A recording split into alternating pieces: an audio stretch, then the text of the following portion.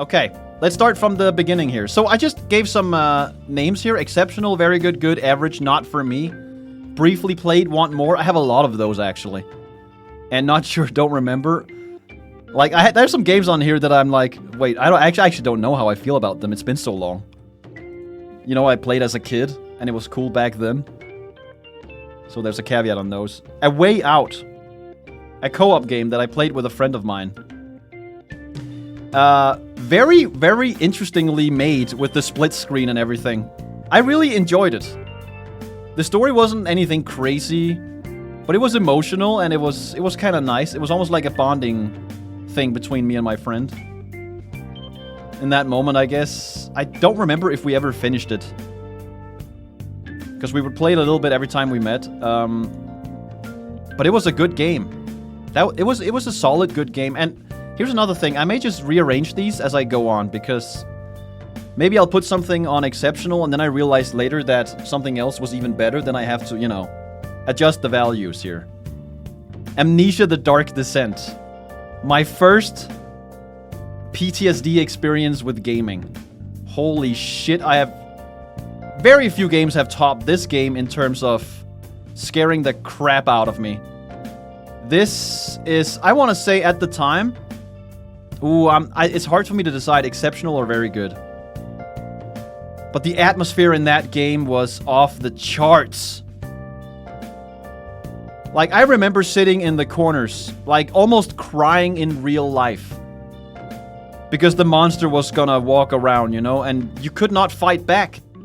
That was a thing I'd never seen before in a video game. And I hadn't really played many horror games either, and you know me, I get scared easily, so this game was fucking horrific. It really scared me. Left a scar in me, and it's been a benchmark ever since for me.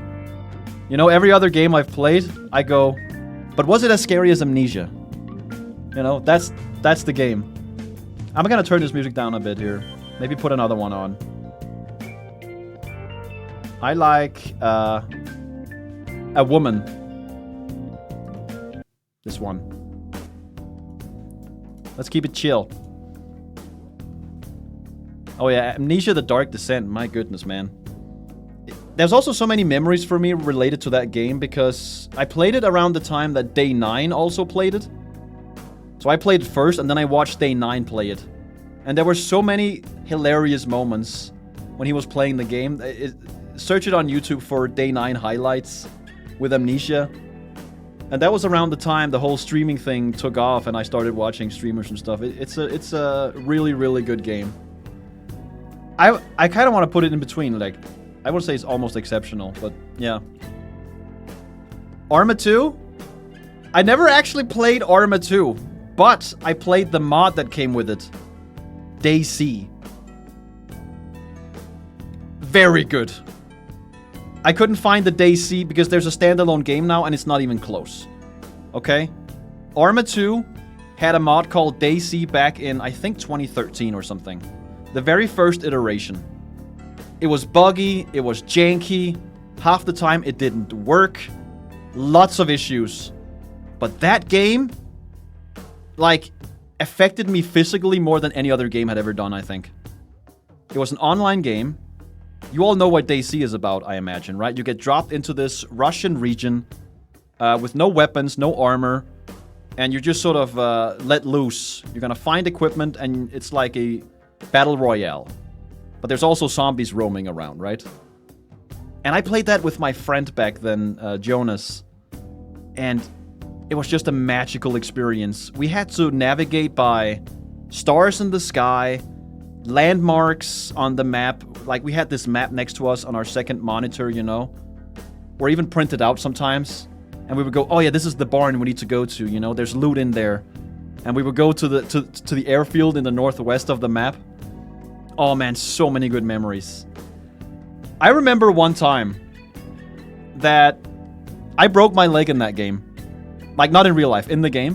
Which means you could only crawl, which was pretty much a reason to quit the game immediately and start over. There's no way to recover from that, because I didn't have any morphine, the thing that would fix the broken leg. But what I decided to do, I'm gonna crawl to that town over there that I see in the distance. and I have a plan. Because I had a gun, okay? And that was kind of unusual. People didn't really have guns at first.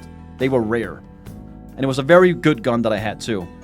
So I crawled for half an hour in-game to reach that damn town, through the streets, and to the center of town to reach the church. And here's a little something about DayZ. Not a lot of people were playing it. Meaning the density of players on the map was very low. So chances of some other player being in the area was very, very low given the size of the map.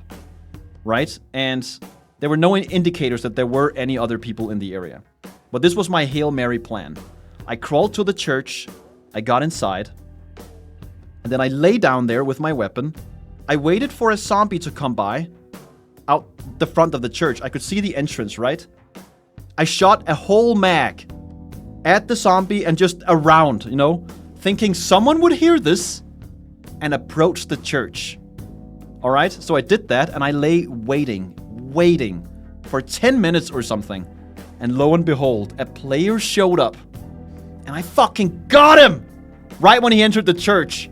I crawled up to him, hoping he didn't have a body next to him or somewhere nearby. He had morphine on him. My leg was fixed. And I carried on. Fucking hell, that was awesome! One of the best gaming experiences I've ever had. Meaning an online experience. That was so cool. Such a good game. I did try DayZ, the standalone game, ever since, but it's nowhere near as good. It doesn't have that magic anymore. Something is missing from it. Another good memory I have is I was at the Northwestern Airfield in that game with my buddy, and I had a sniper. I was laying up on a ridge, and my friend, and we were on Discord, or I guess back then it was TeamSpeak, you know? And he would roam around down there and loot, and I would keep a watch over him and report if there was anyone nearby. And that was just such a cool dynamic, you know? It's one of those emergent gameplay things, where it's one of those things you usually see in game trailers, where the people playing it, the developers, are staging it, you know? To make it seem cool, like this is what could happen in the game. This actually happened that way, you know? I was lying up there looking out, I shot some people and saved his ass while he was looting. And at some point, I got shot and he was alone. And I could just hear through the TeamSpeak, like, what was going on, right? And he would just zigzag across while another sniper was hitting him. It was just so good. So many good memories from that game. Holy crap. Oh yeah, DayZ this is, not Arma 2. It's DayZ mod for Arma 2. I never really played Arma 2 as the game itself, but I'm sure it's good. Baldur's Gate 3, I briefly played. I want to play more. It's coming. I can't say anything about that game other than what I played was fantastic. So yeah. Good shit. Loved it. Battlefield 1. Kind of a letdown in some ways. Really cool in others. Graphically, this game is really nice. It's very, very cool atmosphere. It's like the true Battlefield experience. But the lack of dedicated servers and options for the players, it's very, very limited. It's very corporate. Ever since EA became so popular, like ever since Battlefield 1, I guess, their games just haven't been as good. And I feel like Battlefield 1 is one of the last remnants of their good games that they made in this series. I had my fun with it, but not as much fun as with the other games. Battlefield 2 is exceptional. That game slaps. I put easily thousands of hours into that game. Not even close. I played that with my dad, I played it with my friends, I played it on my own. So many fantastic memories. I remember seeing the trailers back then for this game. I remember the trailers in detail. And I was so hyped for Battlefield 2. And when it came out, it blew my expectations out of the water, and I just kept playing it and playing it. It was so good. Man, what a game. I just have a smile on my face thinking about those times. Hell yeah. Also, one of the best maps ever are in this game. Yeah, Battlefield 3. I would say that is not as good as Battlefield 2. But it's still one of the classics for me in terms of Battlefield. I'm a huge Battlefield fan, okay? Not so much anymore. given the recent games they've been putting out, but those older ones, so good. In fact, if you go on my YouTube right now and sort by oldest videos, you'll find a bunch of videos where I played Battlefield 3. Flying the jet. I loved flying. I've always loved flying in video games, always been good at it. A lot of fun. I had some crazy rounds that I recorded back then, you know, I was just a little kid.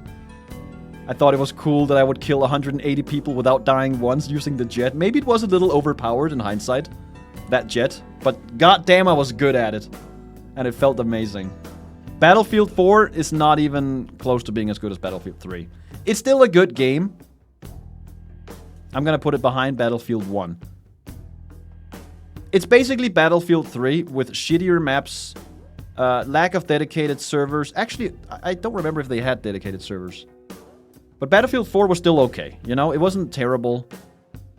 It was just like a worse version of Battlefield 3. That's what I remember. 1942 is even better than Battlefield 2. Oh. Everything I said about Battlefield 2, X2 that on Battlefield 1942. That was my introduction to the game. So freaking good. So many classic maps, and the soundtrack originated in this game. I remember playing the campaign. I lived in Germany at this time, by the way. And I used to go to my friend's house, and we would sit there and, you know, hot seat, meaning we would play a map of the campaign, and then we would switch, and the other guy got to play the next map. And then when we got a little older, we figured out we could play online, and that was just a whole new thing. Unbelievable. What a game. Honestly, this game may have sparked my initial joy in gaming. Battlefield 1942 is one of the games that sparked my initial fascination with video games. You've lived in Germany? I have. I lived there for 6 years. Moved there when I was 8, I want to say, or 9. And then I came home again, well, I was 14, 15. Yeah. I used to have a German friend called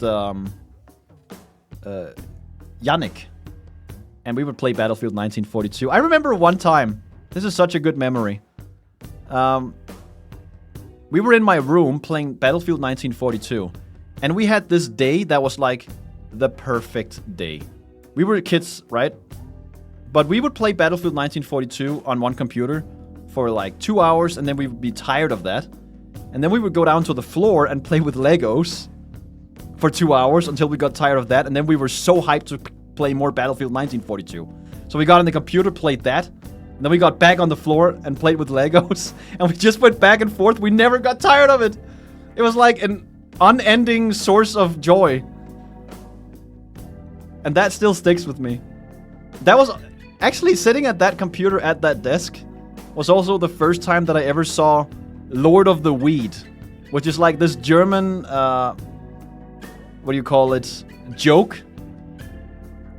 Or what is the word like, it's not a metaphor, it's a, when you make fun of something, like a video series or a movie, a parody, yeah. It was a German parody of Lord of the Rings. And I don't think I've ever laughed as much as I did back then. I was on the floor holding my tummy. You know, like they do in cartoons when they're laughing so much? I did that. Like, involuntarily. It was so much fun. Gandalf. Genau. Oh man, Battlefield 2. Sorry, Battlefield Bad Company 2 is also a very good game. It may even, honestly, it may even be better than Battlefield 3 here. Nah, I think it's close. It's tied here. Maybe right behind. So many good times in that game with my friend. I used to play this game a lot with my friend Jonas. And Battlefield Bad Company 2 had some of the best destruction in any of the Battlefield games. And it sort of came out of nowhere too. Like, it wasn't one of the mainline Battlefield games, which kind of blows my mind a little bit. Great game. I'd speak too much about Battlefield here. Battlefield 5 is a fucking disaster. Apparently it's been fixed today, but it has the same issues as Battlefield 1 had. This is a very average game. Battlefield 5, unfortunately, just, yeah, downhill. Battlefield Vietnam. I wasn't a big fan of the whole setting of Vietnam. But it was still a very good game. Put it there. It's essentially a game that came in between 1942 and Battlefield 2, I believe. Or was it? I can't believe it was after 2. No, it was before 2. I remember getting a new graphics card to play Battlefield Vietnam back then. Or when I say getting one, my dad got a new one. And we could finally play the game. Yeah. Beat Saber is a VR game. Probably one of the better VR games out there. This is a very good game. See, I have trouble ranking them in the same line here, or category. So I'm just gonna sort of plop them down. Beat Saber is a very good game when it comes to VR. I haven't played many VR games. But the ones I have played, there are some really good ones. This is one of them. It's a rhythm game. You basically slice boxes in line with the rhythm. Super fun. Super immersive, and you don't need to move around, so the immersion is maintained. You know, you're standing still. Really good. Beyond Two Souls. I did not ever finish this, unfortunately. But I played, I would say, maybe 80% of it. With one of my friends. And it was good. It was good. Yeah, it was fun. Played it on the PlayStation. We would switch controllers between certain things. It was a good game. I don't remember much of it, but I always really enjoyed... maybe minor spoiler here if you haven't played it yet. So just close your ears for 30 seconds. I've always really enjoyed movies and video games that play with the idea of people getting superhuman powers.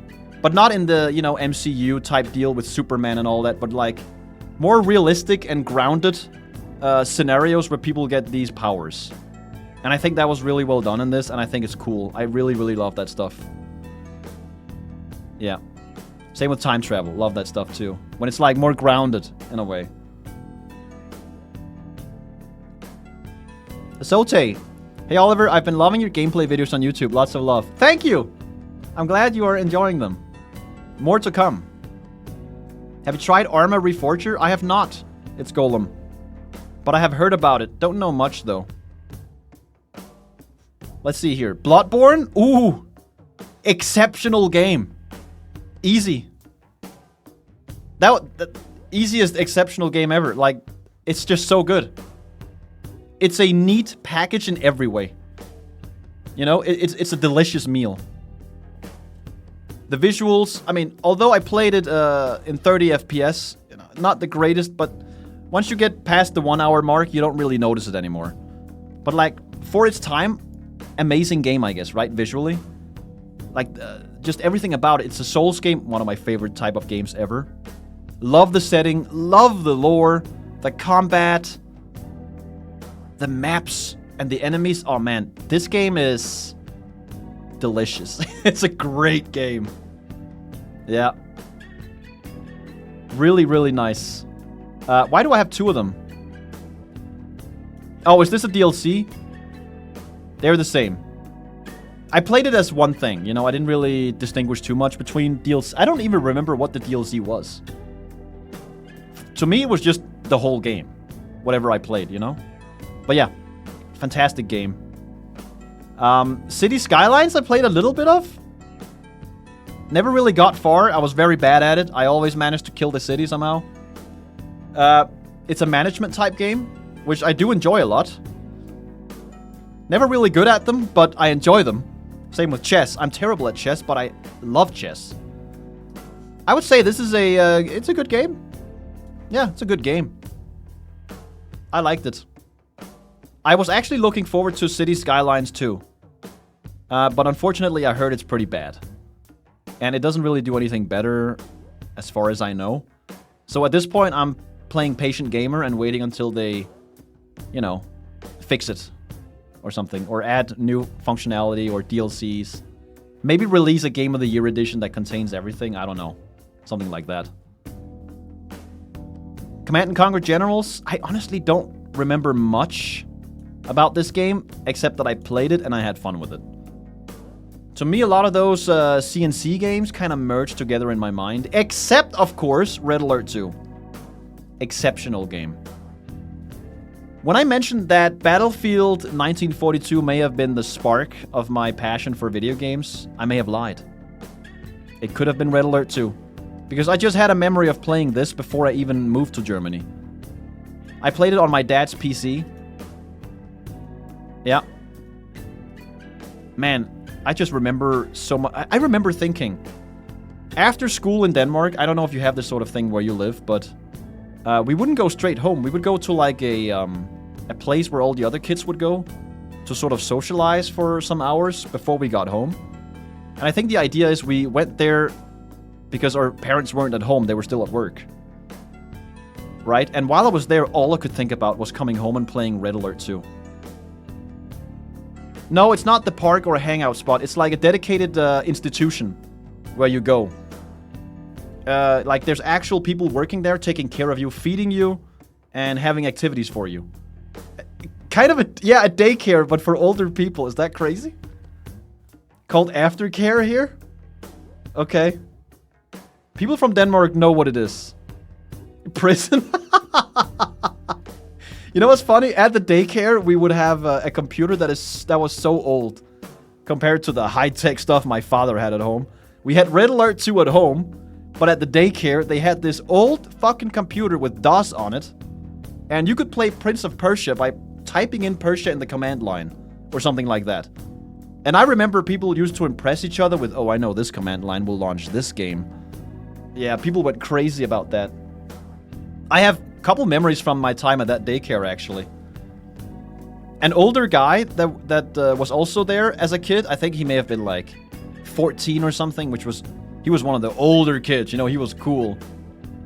He used to show me one time the music he listened to, and it was like this sort of techno thing, I guess, in hindsight, where the instrumentals sort of built up over time. And at the time I was like, wait, what is this? This is weird. And then he told me, when you get older, you'll learn to appreciate this. He told me that, and now I do. I still remember him saying that. Isn't that crazy? Such a small conversation that just stuck with me.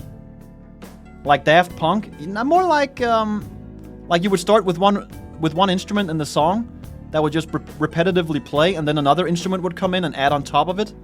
I'm not sure what that type of music is called, but yeah. Something like that. It was also at that daycare that I learned to ride a one-wheeled bike. Is that what they're called? You know, the ones that clowns ride on in the circus? Maybe trans, yeah, it could be trans. Unicycle, yes, thank you. A unicycle. I was so good at the unicycle, guys. I was able to be at the ping pong table, throw a ping pong or serve a ping pong ball to the other side, ride around on the unicycle and swing it back, of course with a big arc, so I had time, get back to the other side and do it again on the unicycle. I'm not kidding you. I was fucking crazy. I was cracked at that. No idea why I learned to do it. It's so random. I haven't even thought about this in years. So weird, man. Why did I learn that? Doesn't even make sense. Oh well. The Company of Heroes 2. I would say it's an average game. I had my fun with it. I never did complete the campaign, but I did enjoy the online aspect of it. I'm huge in StarCraft 2, okay? Meaning, like, I love StarCraft 2, and I loved playing the ladder in StarCraft 2.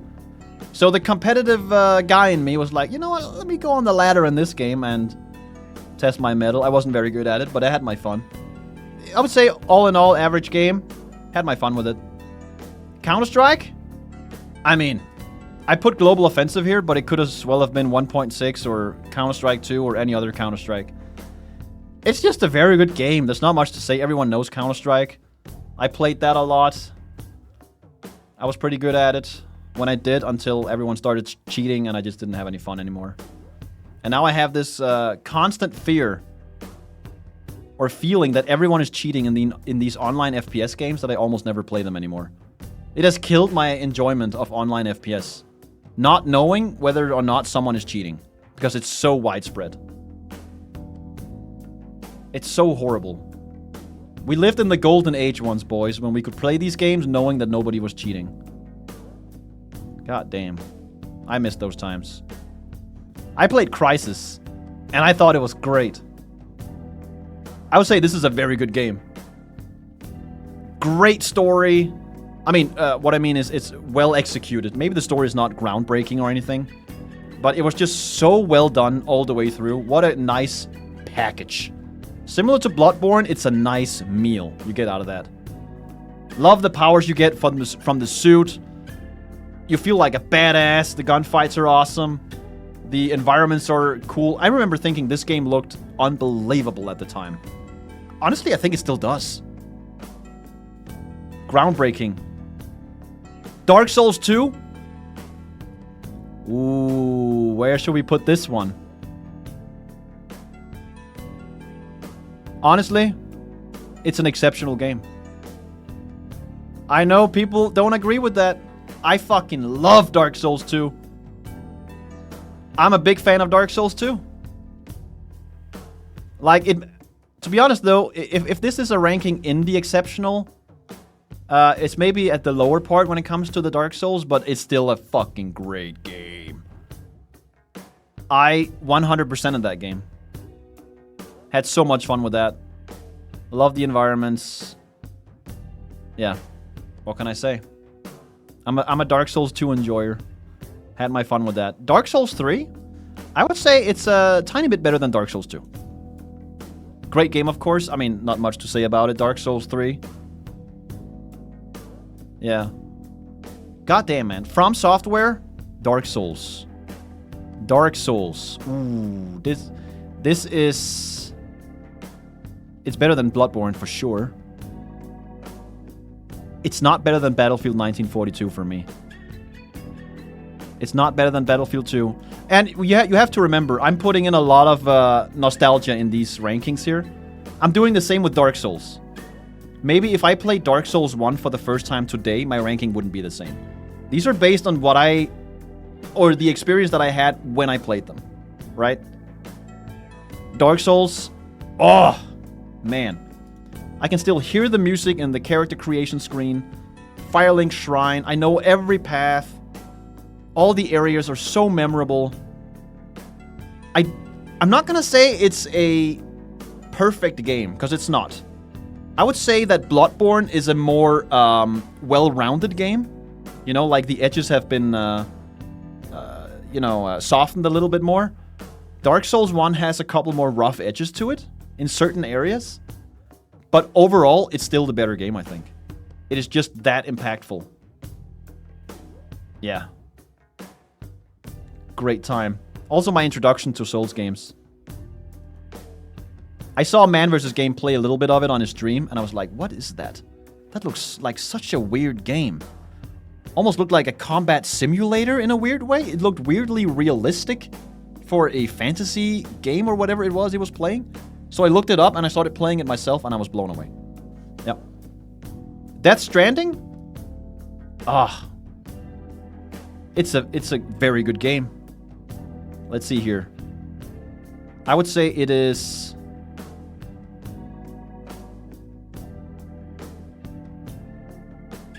in the very good category. Yeah. Maybe here, actually. It's tough to rank. See, I'm trying to think, is it better than Beat Saber? You can't really compare. Like, Beat Saber is a completely different beast, you know? Death Stranding was phenomenal. I can't wait for the second. The only thing I don't enjoy that much from Death Stranding, there's a little too much exposition for my taste. A lot of the times I would be cringing a little bit, being like, oh, come on, don't say that. You didn't need to say that. I get it. You know? But, man, the visuals, the music, the environments, the lore, all of that is just so interesting. I was just so interested in everything that was going on in that game. From start to finish. Always not sure what is happening. You know, always curious to go over the next mountain. And, of course, the progression system in Death Stranding is... something else. Feels really nice getting some of those upgrades early or later on when you're used to suffering earlier on. Yeah. Death Stranding, I tried so hard to love it, as I love science fiction, but there's something in Kojima's storytelling that really puts me off. Yeah, I see what you mean, Quintilius. But, is your name a reference to a Roman general or something? I feel like I've heard that name before, Quintilius. But yeah, that's what I meant with the exposition thing. The storytelling is a little too on the nose sometimes, if you know what I mean. But it's so weird because sometimes it's like beautifully done. And then there's very low points in the writing, and then there's very high points. It's very inconsistent. Yeah. Deep Rock Galactic, I played very little bit of with my friends. I thought it was a very good game, but maybe just good. I kind of want to put it here. Briefly. I want to play more. Also made by a Danish company, apparently. Didn't know about that until very recently. Yeah. Diablo 2. I actually played that for the first time when the remastered version came out not too long ago. Or maybe it is kind of long ago at this point. But, yeah, I did not play it when it released, which means I didn't get that nostalgia feeling, I think, and it didn't blow me away as much as it blew other people away, I imagine. For me, this was a good game. I had fun with it. I did the campaign. I reached max level or whatever, you know. I didn't really feel like playing more after that. I never really got into the whole, I want to upgrade all my gear to the max and keep doing the same areas again and again. Yeah. It just wasn't really for me, I guess. But I had fun with the initial part of it, for sure. I also didn't think the story was very interesting. But yeah, it was still a good game. Disco Elysium is an exceptional game. It is a really, really nice game. And honestly, I think I may have gotten the better experience here. Hear me out. So, I played this when it came out, when not everything was voice acted, right? And I had to sort of imagine in my mind what a lot of these characters sounded like. And I had such a blast with this game from start to finish, man. I had to look up a lot of words because the writing in here is kind of, you know, advanced for someone whose native language is not English. But I learned a lot. I thought it was so cool. I loved the characters in it. Kim, the main character, all the funny bits, you know, all throughout. Kuno, all that. One of my favorite parts, spoiler alert, 30 seconds, I gave you a warning, was the whole talking, this was like early game, right? You would talk to the precinct about losing your gun. And that whole interaction fucking cracked me up, man. I would imagine the voices in my head, I would complete their sentences, you know, try to act it out when I was sitting there. And I made myself laugh so much in that moment. And then later on, when the game got its remaster or whatever with the voices, I saw another streamer play it, and they reached that point. And it didn't really hit me in the same way at all. It wasn't really that funny for me. Maybe because I played it before, but also because it was voiced already. And it wasn't as funny as I imagined it would be in my mind. You know what I mean? So I feel like I just got the perfect experience from Disco Elysium in that moment. Great game. Exceptional game. Maybe I should put like a thing on the screen to signify spoilers. I can add a little text thingy. Actually, that's a great idea. Let's do spoilers.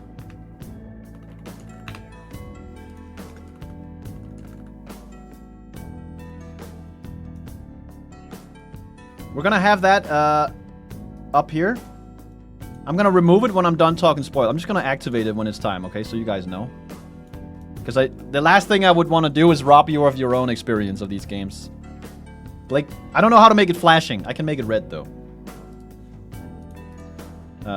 Can I actually? I should be able to. Red. Boom. Okay, it's hidden for now, though. Boom. There it is. Gone. Divinity Original Sin 2.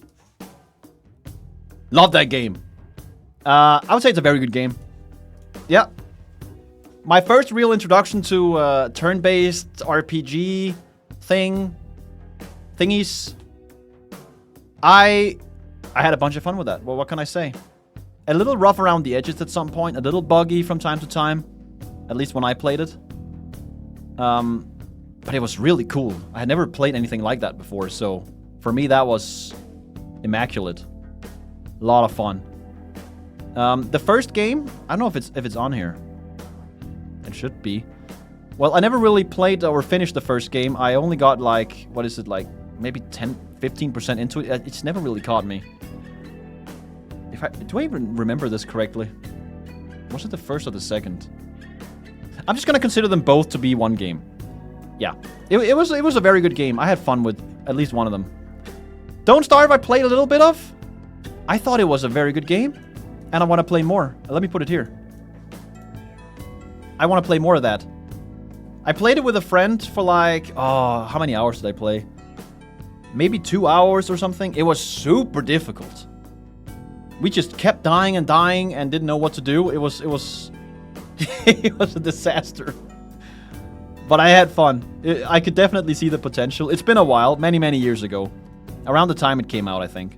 Also, I think the thing we played was called Don't Starve Together, so maybe that's not the right one I put there, but you get the idea. Then there's Doom 3. This was actually something I played in Germany. This is a exceptional game. One of the few horror games that I actually played and finished, other than Amnesia and some other games. I played this before I ever played Amnesia. I think this may have been my first really scary game before Amnesia. I mean, Amnesia is like the benchmark, right? Not as scary as Amnesia, but it definitely made me poop my pants. And I was a very young lad back then when I played this. Definitely under the age where I wasn't allowed to play it. But I played it anyway. And I played it in the dark, and I played it late at night, damn it. I did that. All the way through. I did not understand most of the story at the time, but I had great fun with it. Yeah. Did you guys play Doom 3? You know what I remember about Doom 3? I was blown away at the touchscreens in that game. May have been the first instance where you could walk up to a screen in the game and it would sort of just... You could point your cursor at the screen without like a loading screen. And you could just click things. Fucking blew my mind at the time.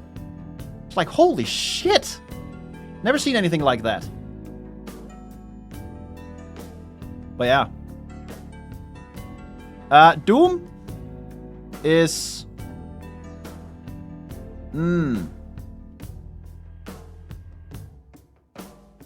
This is the 2016 version. Let me think. I don't want to say it's... man, maybe it is exceptional. It is such a good game. I would say it's all the way over here at least then. If anything. I'm gonna put it there. For now. I may change my mind later. But, unbelievable soundtrack. Which I'm a sucker for. Obviously, I was fantastic at that game. You know, I didn't have to think too much. I just run around and gun. Really good at that. I love doing all the little challenges in between the levels. You know, getting these and those special kills. Or collecting all these thingies on the map. That was great fun. Great fun. A nice meal again. This was a nice meal.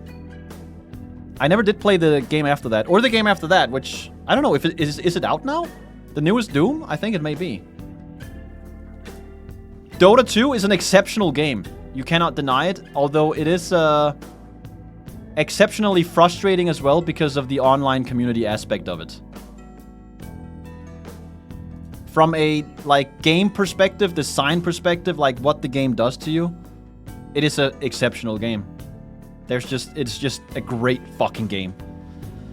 Really nailed that game, I gotta say. It is so much fun to play when it actually works. What I mean is, you have great teammates and, you know, you're working together. That's a special experience. I don't play it anymore, though, because... I think the online aspect of it, playing with other people, has become really toxic over the years. It just always devolves into griefing and people writing all kinds of BS in the chat. And it just takes you out of it, doesn't make you want to play it anymore. That part kind of ruined it a bit for me, but other than that, starting playing Dota 2 was a magical moment. That was such a good experience. Also my first real introduction to MOBAs. Yeah. But the game itself was exceptional, man. Seems worth demoting from exceptional then? You have a point. But you have to remember... I don't know, is it worth? Like, I wouldn't put Counter-Strike lower because of people going Rash B in the chat every time, right? It's still a great game when you think about it. Like, the developers made a fantastic game. That's what I'm saying. Yeah. Maybe I'll change my mind on that. But it's a great game. Let's see here. Dragon Age Origins. Man, I feel like I've only played bangers. That is an exceptional game, man. Wow. I was obsessed with that game when it came out. Enchantment? I remember the whole intro, like, so specifically as well. I love the world building of that, and the characters and the writing and the companions. It was all just wonderful. What a great experience that was. Never really did play the other Dragon Ages, like, at all. They just weren't that good. They really got some magic in this one that they then lost ever since. It's sad. I wonder if I never actually put those other ones on my backlogged. I maybe should put them on just for completeness sake. Let's see here. Dredge, I played very recently. I would say that is a good game. I'm gonna put it over here, I think. Yeah. That is a good game, man. Fantastic game to sit down and relax with after a long day of whatever. You know, you just get out there and fish a little bit. There are some horror aspects to it, but other than that, it's really, really just a nice time. Not much to say there. That was a nice experience. I have fond memories. Oh, Elite Dangerous. Oh! This is such a paradox for me. This could be up here. It could also be here. It could also be down here, actually. And the reason is, it's a game that is... I love the idea of that game. I've tried to play this like so many times throughout the years. The developers keep making new updates, and I think, is this it? Is this it? Is it time? Have they done it? I jump in and I'm having fun, you know? Then after a while, I'm like, oh, it's still not quite there, you know? It has so much potential, this game. It is wild how much potential Elite Dangerous has. And there's very few games that I wish as much success on as this one, just for personal reasons. I would love a game like this with a bit more depth to it, and have some developers that actually listen to the community for improvements. And like, everything has been tone deaf over there when it comes to the updates to this game. Apparently recently things have started to shift a little bit on that front, but yeah, I don't know, man. I've had fantastic times in this game. I've had horrible times in this game. I gotta put it on good, I guess. I kind of want to make a category that says, hope it gets better. I want to play more of it. But with the caveat that the game is like gonna reach its potential someday. I put VR goggles on once and went into this game and I was blown away. I was sitting in a spaceship. I was flying around the galaxy. I was exploring planets. My goodness. Such good times and such bad times as well. Thinking, oh, please do some more with this. You have gold in your hands and you're not shaping it into a necklace, you know, or whatever. That was a terrible analogy, but yeah. Factorio is a game that, in the brief period I did play it, meaning like 5 or so hours, was exceptional. But I want to play more. I want to definitely play more, and it was also a long time ago. So, and a lot of updates have come out since then. Curious to see where this is gone. I want to play more. Most assuredly. Fallout 3? I never did finish it, man. But it was a very good game. Is that crazy? How would you go? Okay, guys, let me ask you something. If I didn't finish a game, does it even deserve to be on this list? And like accept this, I mean, because it's a game that I had so much. I have such fond memories of this game as a kid playing it, but I never could finish it because I got tired of it towards the end. I never just could get it across the finish line, you know? If you didn't finish, you can't have liked it all that much, surely. Yeah, see, that's what I'm thinking. But I did like it a lot. Like, the whole beginning of the game, walking into the wasteland. You know, the music. It was actually fantastic. Until it wasn't. So maybe it is actually just I have to come to terms with the fact that it maybe just was a good game for me. It was a good game. It was definitely better than Diablo 2 for me. And these games... maybe even here, to be honest. It would have been higher, I think, had I finished it, because that would mean I would have enjoyed it more. It's a bit of a paradox, Fallout 3 it is. For me, at least. Yeah. I can't really put my finger on what's going on there. I played Fear very recently. That was a good game. That was actually a really good game. And this is crazy thinking that because I played this very late. This game came out in, I don't even know, 2007? Something like that? 2006 maybe? Nah, it's gotta be later, right? I don't remember. But, so I definitely played it way past its expiry, so to speak. But it was still a really, really good game. I'm gonna put it there. I had fun with that. Kind of blew me away with the effects in that game, the slow motion aspect of it. Seeing the bullets in bullet time while you're feeling like a badass, that was so incredibly well done. I can't imagine what that must have felt like playing back in those days. Yeah. I'm gonna mute this for a bit. Cheers, everybody. In fact, I had an idea. Let's put on some... let's see. OST. How quickly can you guess where this music is from? Who's first? Skål! Kippis! Salud! Nice! Noni! Rimworld. We're gonna get to that one too. One of my guilty pleasures of listening to music when I'm just chillaxing, maybe playing World of Warcraft or something. GoldenEye 007, baby! Oh, that is for sure an exceptional game. We're gonna have to put that... I don't know. Honestly, it's a little bit arbitrary up here with the order. But I think that's good. That is fucking childhood-defining game right there.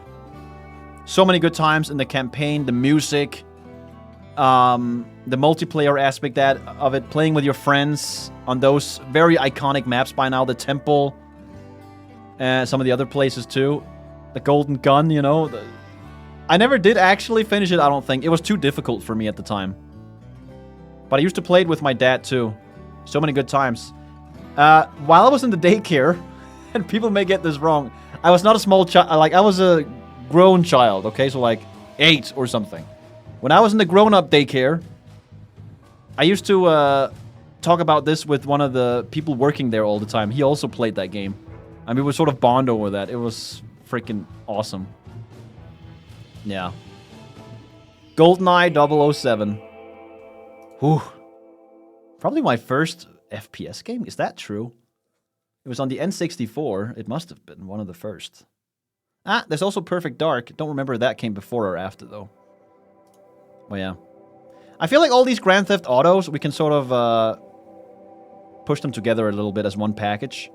Because to me, they all occupy the same realm in terms of quality, in a way. GTA 3, San Andreas, GTA 5, and Vice City. If I had to order them, though, I would probably say these are all very good games. Honestly, no. Exceptional for sure, San Andreas. San Andreas is an exceptional game. Wow. I'm also a huge fan of gangster rap and all that. So that whole soundtrack in that game and everything associated with it was just right up my alley. So it was perfect. I remember asking my mom, can I have this game? And she was like, yeah, sure. We're gonna go down to the store and we're gonna borrow it. So at that time, you could borrow games for the PlayStation. And when we got into the store, she was like, okay, go find the game and walk up to the counter with it. But I knew I was underage. Like, there's no way I would be allowed to do this. So I was like, Mom, I can't do that. They're not gonna allow me to get the game. And I can't do it. And then, I don't know what happened, but my mom got sort of angry with me over that. And we ended up not getting the game. And I was broken. We drove home. I was crying. I didn't get the game. And then when we came home, you know, later that day, my mom had to go out and grab some stuff. Then she came home with the game later that day, and I was the happiest kid in the world. But I was just too afraid to go up to the counter and ask to borrow this game. Yeah. I remember thinking, this game is groundbreaking, man. You can go to the gym and lose weight in the game? What? That's nuts. So many good times. I remember pretty much the entire map by heart, even to this day. Maybe not the names, but the layout of it, how it looks, everything, you know? So many iconic missions. I used to spend ages trying to nail those airport missions in the northeast. You know, out in the desert. Oh my god. Those were so difficult. Good times, though. I would say Vice City is right behind it. For me, GTA 3 was in the very good category, probably. Somewhere there. Followed by GTA 5. Still exceptional, or not exceptional, I guess, technically, but very good games in their own way. But it is a little bit of the same formula, I guess. And who knows, maybe I grew out of it a little bit at the time when I played GTA 5. You know, the magic was a little bit lost on me, whereas the first time I played these games kind of blew me away. GTA 3, I just didn't enjoy the setting as much as San Andreas. It was still a great game. The setting in a game for me means a lot. It could be the deciding factor on whether or not I will even enjoy a game or not. Yeah. Unless they really nail it, you know? It can happen.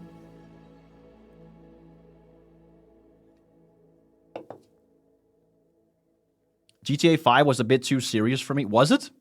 I have memories of that being a silly game. Like, there's a lot of silly stuff in that game. A GTA 6 coming next year, guys. I actually cannot wait for that. I think it's gonna be great. It's always a spectacle when a new GTA comes out, right? Grounded is a game that I very briefly played with my friend again. We were just... I think at that time we were... we had one of those Windows subscriptions or whatever. Game Pass. And we just tried a bunch of games. Tried this briefly with my friend. It was... Honestly, what I saw was good. Very solid stuff. We had fun with it. But for some reason, we just stopped playing. I want to play more. Also, the spiders in that game fucking... killed me. Like, it was hard playing that game with the spiders. They really nailed the movement of those spiders, and it creeps me out in the worst way possible. Yeah. Hades? Oh, man. Exceptional game. For sure. I'm trying to think if this was one of my first ever real roguelite games. Or roguelike. I can never distinguish the two. But man, I was addicted to that game when I played it. Oh yeah. When I got my first victory in that game, you know what I mean by that? God, the feeling was unlike anything else. I had created a cool-ass build. Oh yeah. And I even had a lot of fun after that, like trying to get even further with different builds and trying to add more difficulties on top of it, right? Or heat levels, whatever they were called. Roguelite and like are basically the same now? Okay. I see. Yeah, so it's a roguelite, right? Hades is one of my favorites of all time. The voice acting is incredible. Yeah, that's another thing. The whole system with speaking to the gods was so cool. The music was great. So many parts of that game was just phenomenal. Yeah. I can't wait until they finish the second one. I'm gonna play that. I'm being a patient gamer right now. I know it's out in early access, but I'm not gonna touch it until it's done. Half-Life 2? This is one of the odd ones. Half-Life 2 and Half-Life 1. I barely remember anything from them, which is insane. It's like my memory has been wiped. I remember one thing from Half-Life 2. Something about the end of it, maybe? And Half-Life 1, I definitely played some of. I honestly don't remember much from these games. Is that crazy? But it was cool as hell. I'm gonna say I'm not sure. I don't remember. It's been so long. I feel like my mind blacked this one out for some reason.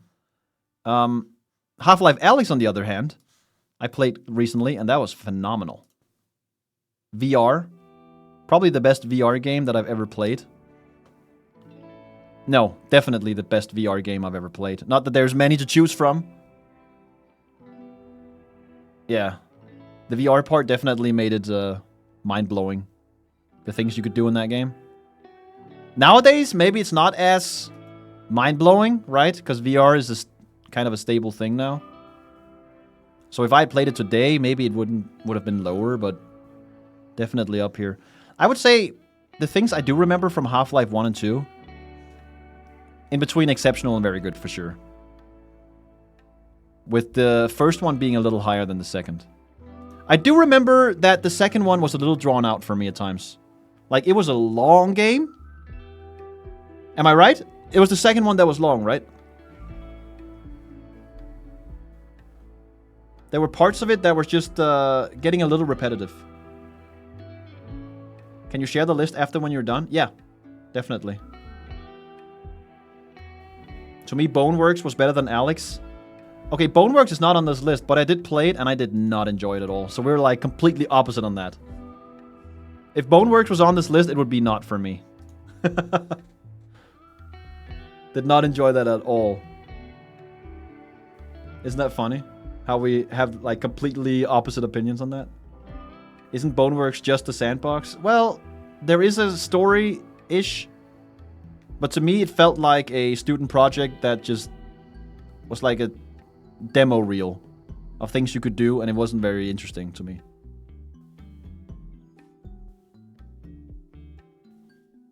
Did you play the Half-Life 2 episodes? I did not. I'm not even sure what those are, to be honest.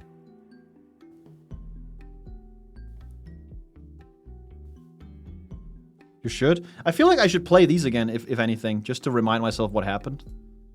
Before I play the episodes or whatever. Otherwise, it doesn't make too much sense. It's a very story-based game, right? Hollow Knight! Let me think. Where I'm gonna place this. I mean, it's definitely... Is it... No, it's definitely up here, isn't it? Hollow Knight is a fucking exceptional game, I think. Or is it a very good game? Let me think. Nah, it's definitely up here. Let me put it there for now. Hollow Knight, do I need say more? What an experience. And also, really unexpected for me. Because I went into this game with kind of low expectations, to be honest. But I think that helped me. Made me enjoy it even more. But I was also forcing myself to be super open-minded about it. And I'm glad I did. Inscryption. That was a cool little game. I'm gonna say this was a very good game. I had a lot of fun with that. Some of the parts of the game was maybe a little less interesting than others. I definitely had favorite parts of the game. And other parts of it that dragged on a little bit. But all in all, very unique take on a video game, I guess. Yeah. Cards and roguelite elements. Very, very interesting mix. Yeah. Cool game. Ooh, Inside. This may... Man, Inside is one of my favorite games I've ever played. And it's one of the smallest ones too. Isn't that insane? It's not that long. It's like 5 hours? 3 hours? 3 to 5 hours long. But man... that was my jam, okay? I was so happy to play that. If you haven't played this game yet, man, you are missing out. I tell you. It's also wonderfully done. Like, technically. The animations, I've never seen anything like it. Certain parts of the game, how the characters are animated. It's frankly mind-numbing how they were able to do that. How on earth did they manage to make it that smooth and so seamless? It's crazy. Not to mention the music. Like, there's a reason that Inside, the soundtrack from Inside is one of the soundtracks I play the most during these intros. I love it that much. Phenomenal game. Lilithy, hey Oliver, been lurking since your first Minecraft stream. Always excited to see what you get up to next. It's been great to see you learn the game with no prior experience. Hilarious and stressful to watch. Have you seen the movie yet? Just got back from it myself. Also, if you're looking for more VR games, Minecraft is wild in VR. I have not seen the movie yet, Lilithy. I'm probably just gonna watch it when it comes out on DVD, as they say. Not really on DVD, but you know, streaming. I'm not gonna go to the cinema, I don't think. It's also kind of expensive to go to the cinema in Denmark. I do want to try Minecraft in VR. I think that could be a really interesting experience. I've already done some legwork on researching stuff regarding that. Apparently, you need to use Vivecraft is the best, apparently. And yeah, I've been thinking about it. I think it could be really fun. I just need to figure out how to do it with the streaming and all that. Yeah. Understandable. Looking forward to hear your thoughts on it. I mean, I'm honestly mostly curious to see the scale of things in VR. Because apparently those blocks that you so easily destroy, right? All day and night. They're like 1 square or like 1 cubic meter in size. That is a big cube in real life. So I'm like very curious to see how that is gonna feel. If they actually keep the proportions true to the 1 meter thing, you know? Yeah. It Takes Two. Better than A Way Out. Whoops, let's put it here. Better than A Way Out, made by the same developers. Unfortunately, never did finish that either. But we got very close, I believe. Oh, no, actually, no, we did finish that one. Yeah. I finished It Takes Two. A Way Out is the one we didn't finish. It was fun, dragged out a couple times. But all in all, a very good experience. And I'm gonna say, maybe the fact that I played it with a friend really elevated this, obviously. It's a cooperative game. This was a very good game, I gotta say. That is a very, very solid game. If you like co-op games at all, It Takes Two is definitely up there. Yeah. Also really innovative in the way they do the split screen. You know, sometimes it... yeah, I don't want to say too much. You have to experience that with someone.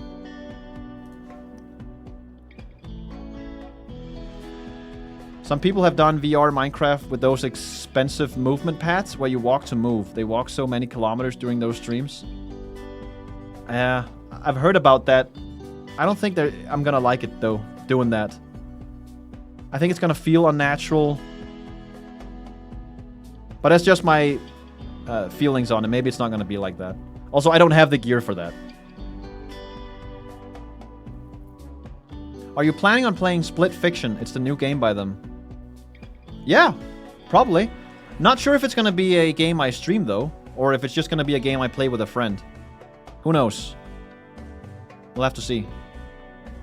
But you get strong doing it? It's true!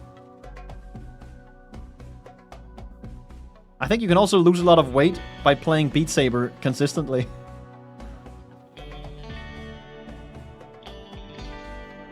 Okay. Kerbal Space Program is a game I, well, I didn't play briefly. Let me change this, actually. Let me just say played some. I definitely played more than briefly. But not really that much either.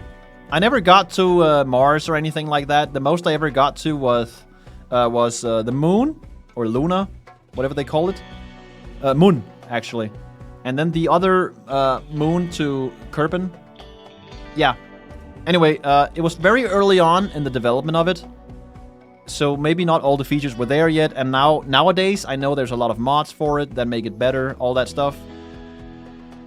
Definitely want to play it again. Also like the music in it. Moon. Yeah, exactly. So sad what happened with KSP2. Man, I knew that game was gonna flop from the first time they showed anything from it. Everyone on the internet was like, oh, it's gonna be sick. And I knew immediately. I have an eye for these things, guys. I can tell when they're trying to blow up smoke our asses. Because when you see a company trying to show their game, and the most they're showing is like these really well-lit shots of developers sitting at their desks explaining things, most of the time that game is gonna be bad. It's a fact. Show the gameplay, and when they did show the gameplay, it was lagging.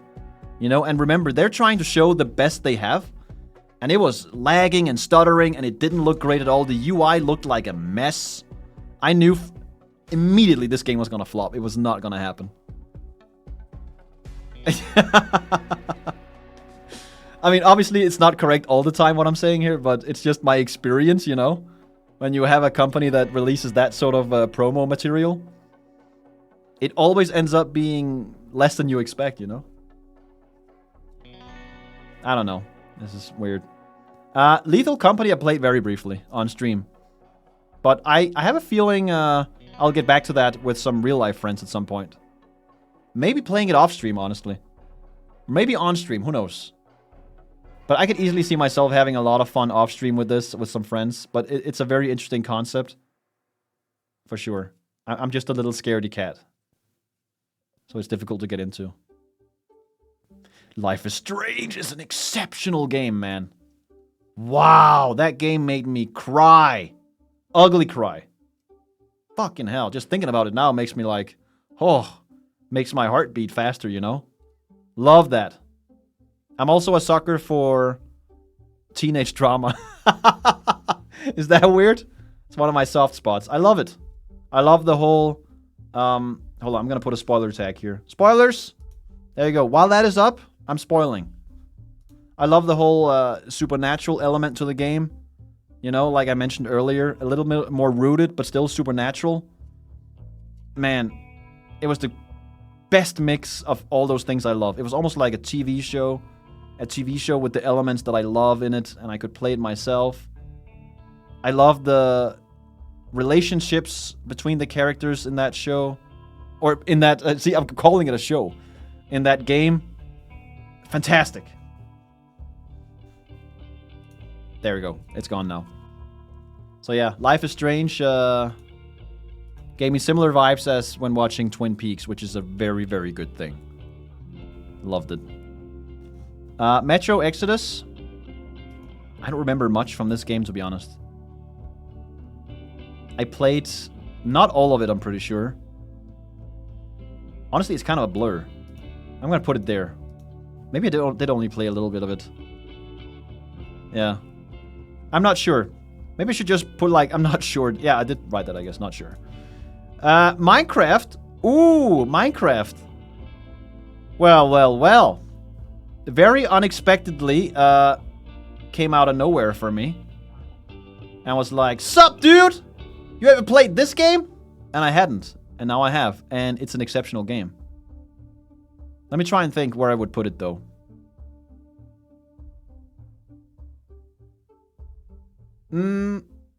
See, I would say it's better than Disco Elysium. Actually, Disco Elysium is a little wrongly placed here.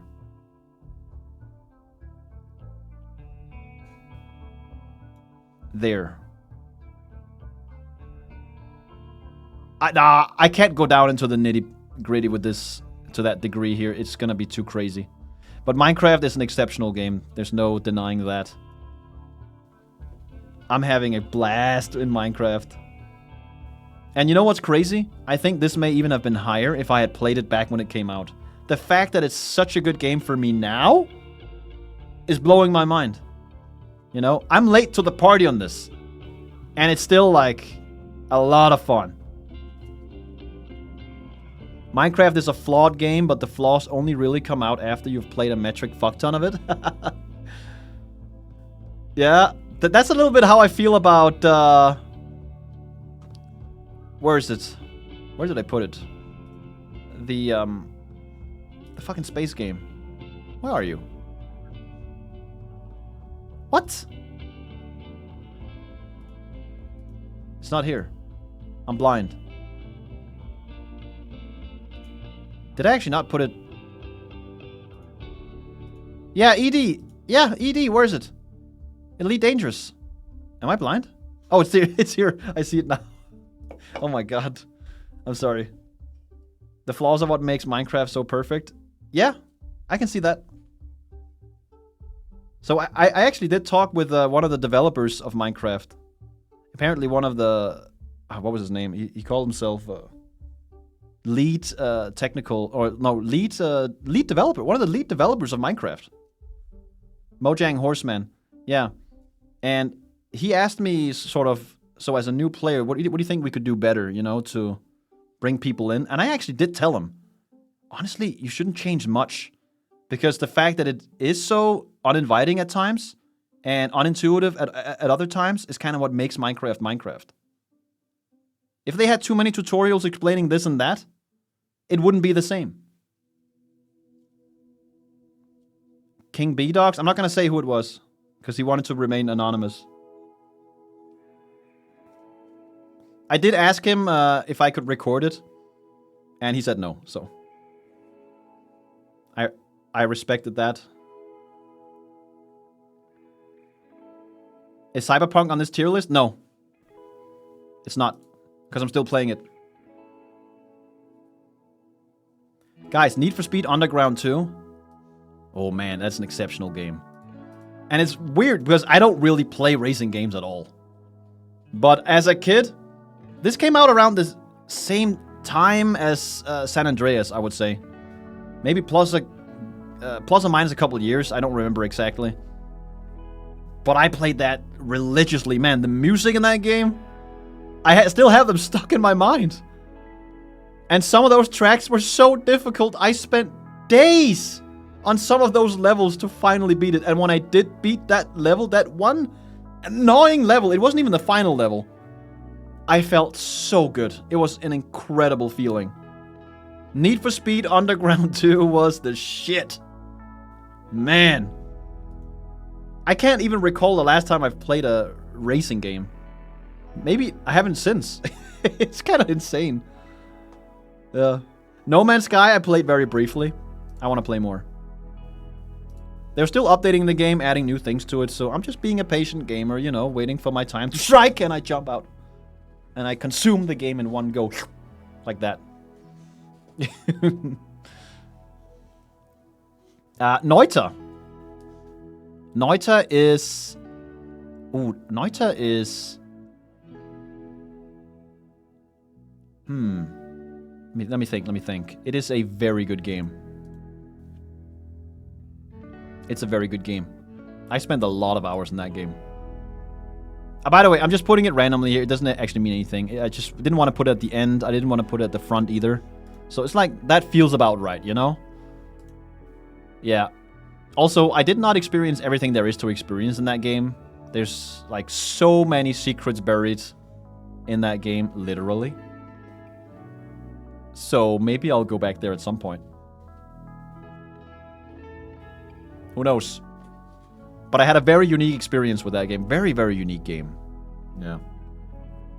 Been replaying it lately and doing what I haven't done. Hey, nice.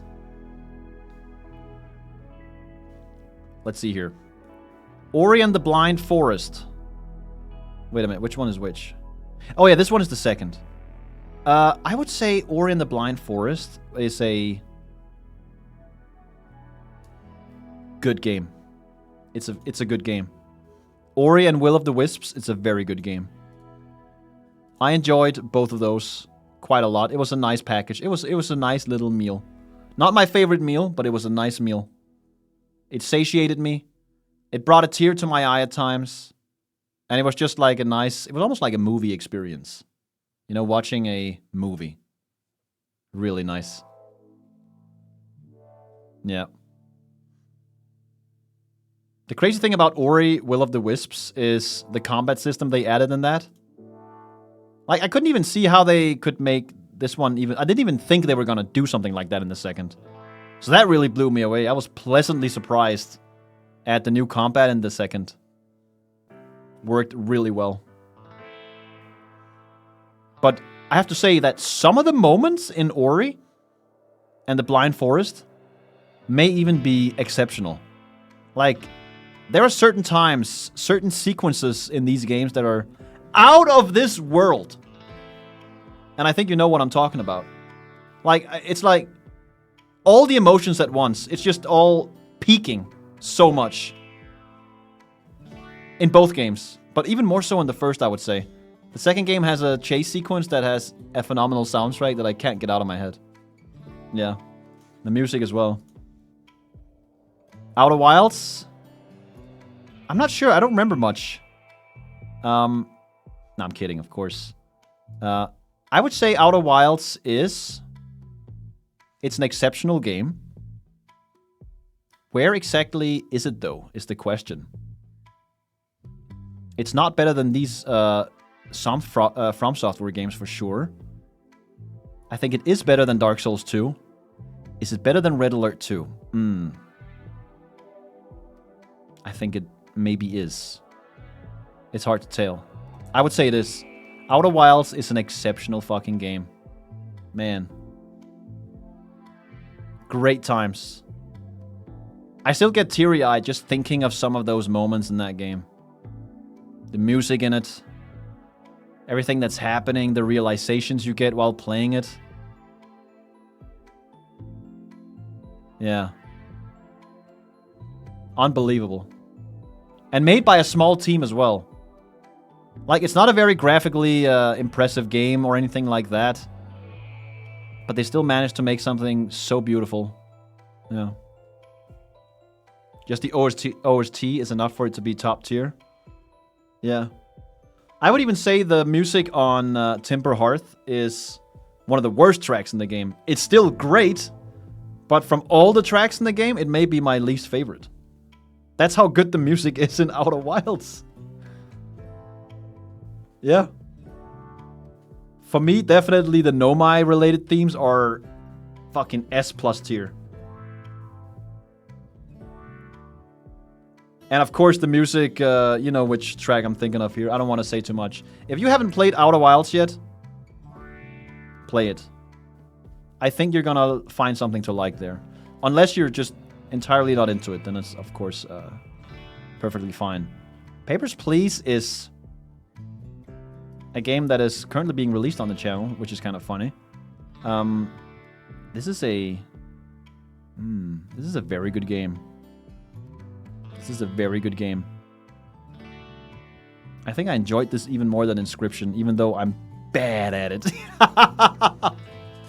Yeah. Papers, Please was something else, man. That game stressed me the fuck out. I was sweating profusely during that game. Holy shit. That was my kryptonite. Holy fuck. Yeah. And it's like, it immediately when you start the game, you don't think this is gonna be anything, you know, like that. And then immediately a fist comes out of nowhere and punches you in the face and says, hey, listen, this is how it's gonna be, alright? You better settle in and get ready. And it's just like that from then on out. It's insanity. So many emotions in that game and so much confusion. Man. Yeah. Very good game, though. Once again, Lucas Pope fucking nails it. Right? Perfect Dark. I enjoyed Perfect Dark. Not as much as GoldenEye, though. I'm gonna put this in the very good aspect. I mean, it's a great game, right? I did enjoy it less than these for sure. Let me think. Let's put it there. Perfect Dark. It's been so long. It's almost at the point where I would put it in the not sure, don't remember. Yeah. Some games just phase out of my mind for some reason. It's weird. Persona 5 Royal I never did finish. I got kind of far, I think.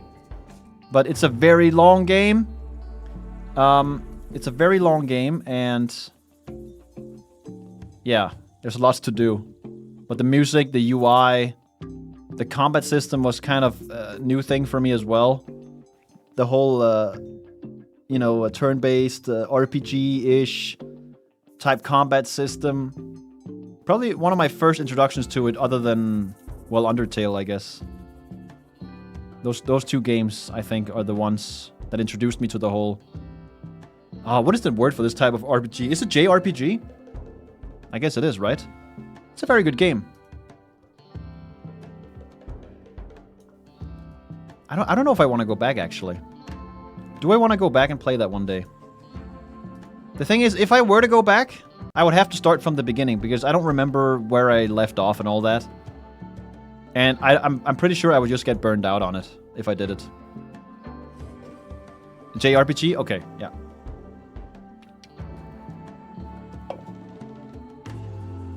Imagine you play like 30 minutes of Elden Ring after this. Now I'm gonna play some. I'm gonna play a good amount. Don't worry. This is dragging out a little bit, but it's fine. I'm having fun with this. We may have a little longer stream than usual. I am relaxing today, guys. My whole body is sore. I need to just sit down and chillax. You know? Pillars of Eternity. Ooh, that's a good game. That's a really good game. It's a very good game. It goes there. I'm gonna check my Steam right now. Oh wait. Yeah, I have about like 170 hours in that game. Guys, that is a lot of hours in Pillars of Eternity 1. I'm loving that game. The music, the characters, everything about it, man. Loved it.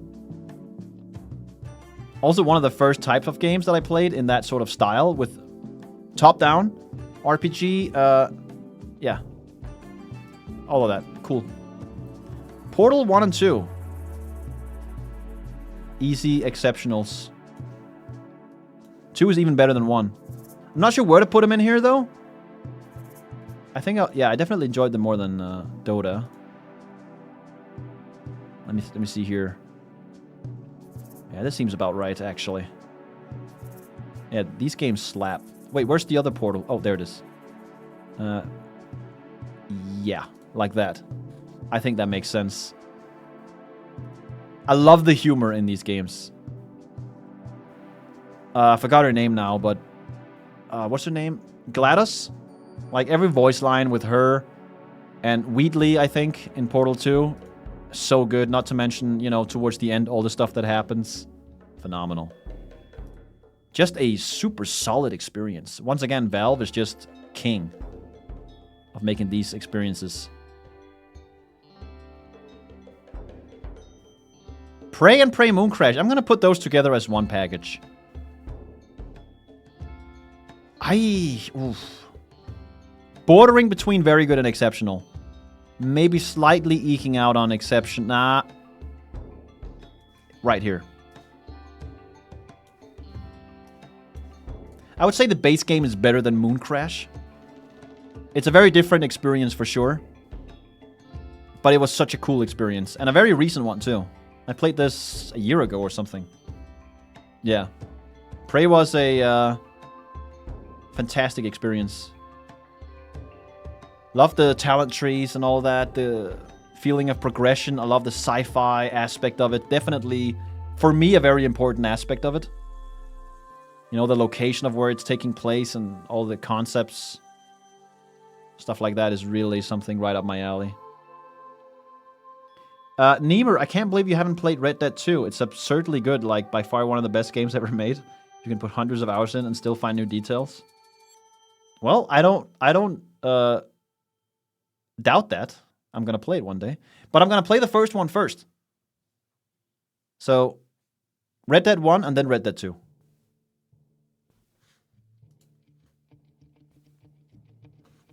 Even though people are saying the second one is a prequel, I'm still gonna play it in the release order. Is Borderlands on this list? No, it's not, but I have actually played a little bit of it. And I did not enjoy very much of what I played. Yeah, see, this is one of those blind spots. I totally forgot about that game. I think Borderlands 1 I played a little bit with my friend. Or maybe it was the second, I don't remember. But I did not like the humor in it. The graphic style was not up my alley. I just didn't really enjoy it that much. It wasn't for me. So that one would have been on the not for me, probably.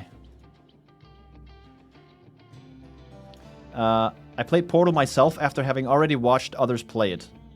And I did not like the gameplay, since the puzzles were just not my type of puzzles at all, since the challenge is to spot new things in the levels, when the kind of puzzles I enjoy is when every element is shown clearly, but it's hard to figure out how to combine them effectively. So I'm guessing you like chess a lot, huh, Roboman? But no, I totally get that. It's not for everyone. It can be difficult too at times. So Rain World and Rain World Downpour, I'm gonna treat those as one package as well. Oof, man, Rain World. God damn, that was a difficult game. Shit, I'm getting, like, sweaty just remembering that.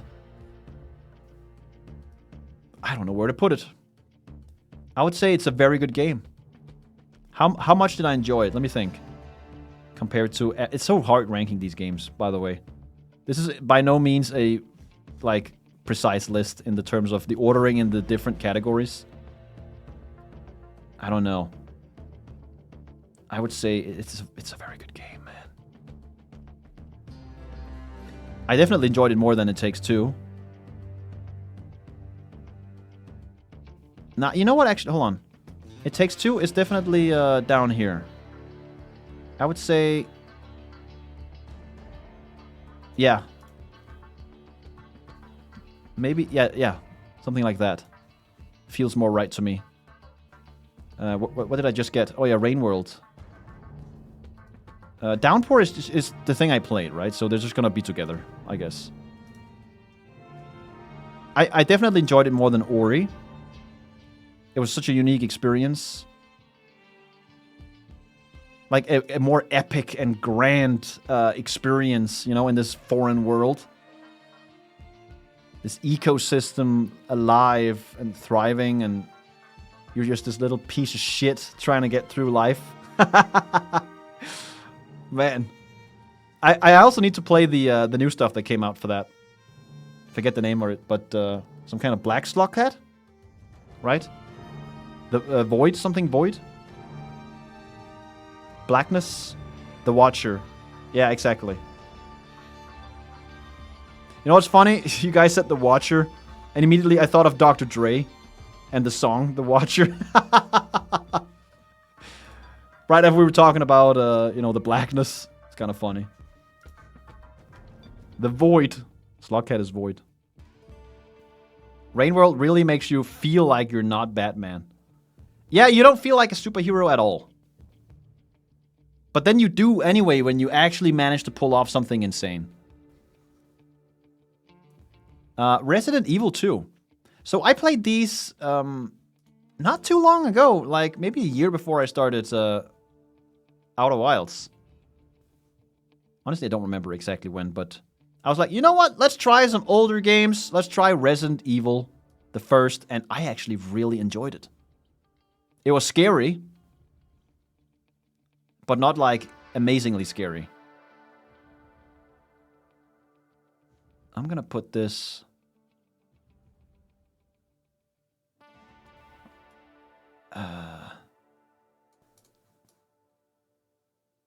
Nah, hold on.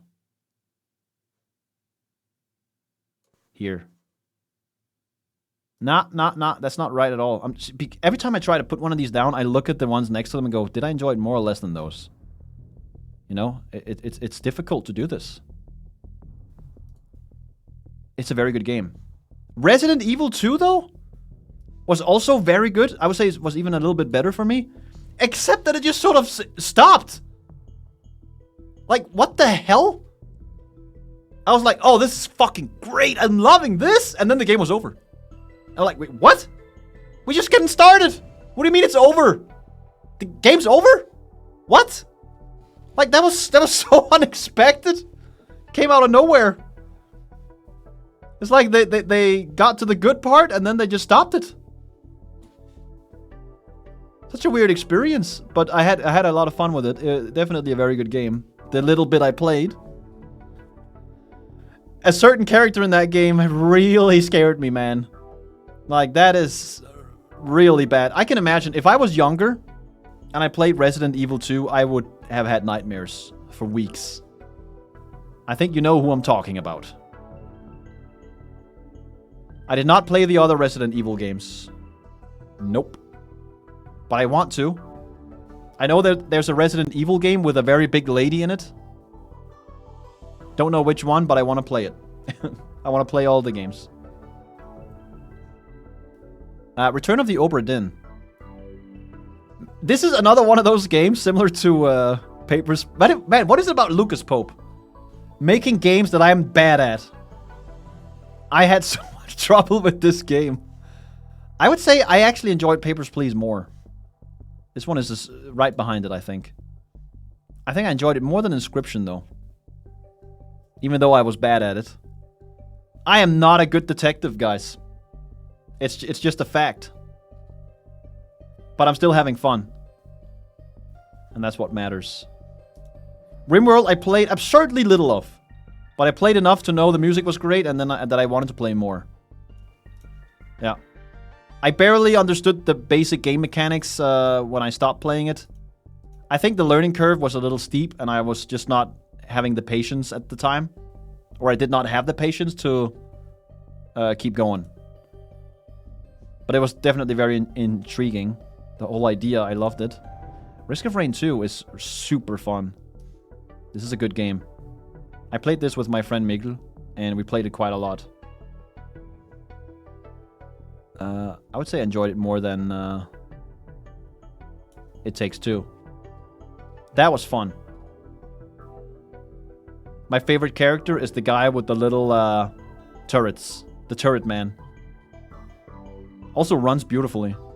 So much stuff happening on the screen, and it's still like running smoothly. It's amazing. Although I did get sort of the same feeling here, that when I finally finished it, I was like, wait a minute, I beat the game, but what now? And then my friend was like, oh, you gotta keep playing it. Just do it again. What? So this whole concept was like a little foreign to me. And I just didn't have enough incentive to do that again and again. But I did play it a couple times. But I think they have updates for it now too. With more stuff added since then. Engineer? Yeah, I think it was called Engineer, yeah. The guy who puts turrets down and can make like a protective bubble. Okay, what else we got? Sea of Thieves, I played very little of. I'm not sure if I want to return. Maybe I want more. No, honestly, not for me, I would say. I played it a little bit. I loved the wave system. You know, the waves looked good. It just wasn't for me.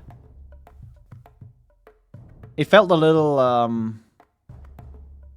empty in a way. Like, yeah, there were objectives to do and all that, but it didn't really feel that good doing them. Then again, I never got into the whole PvP aspect of it. That's a thing as well. Maybe that could have been more fun. Maybe it would also have been more fun if I had more friends.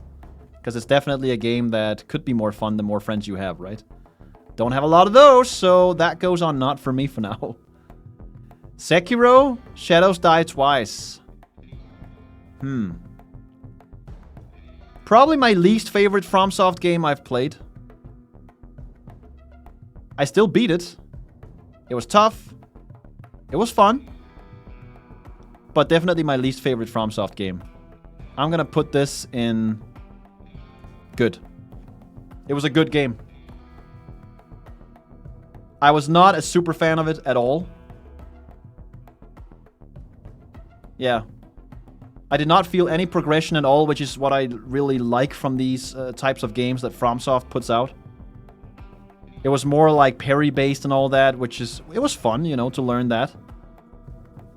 But the combat was definitely a little repetitive for me. It became a little quick-timey, if you know what I mean. Which wasn't really my thing. I like being able to get new weapons to play with and armor and, you know, spells and all that, and yeah. This is more like a personal setting type deal for me, I think. Yeah. It was a good game. It was a good game. Community boycott incoming. But there it is. Civilization 5. I played that a lot, actually. I beat it. Well, when I say beat it, I won once. Long time ago, but this is a very good game. Let's just put it there for now.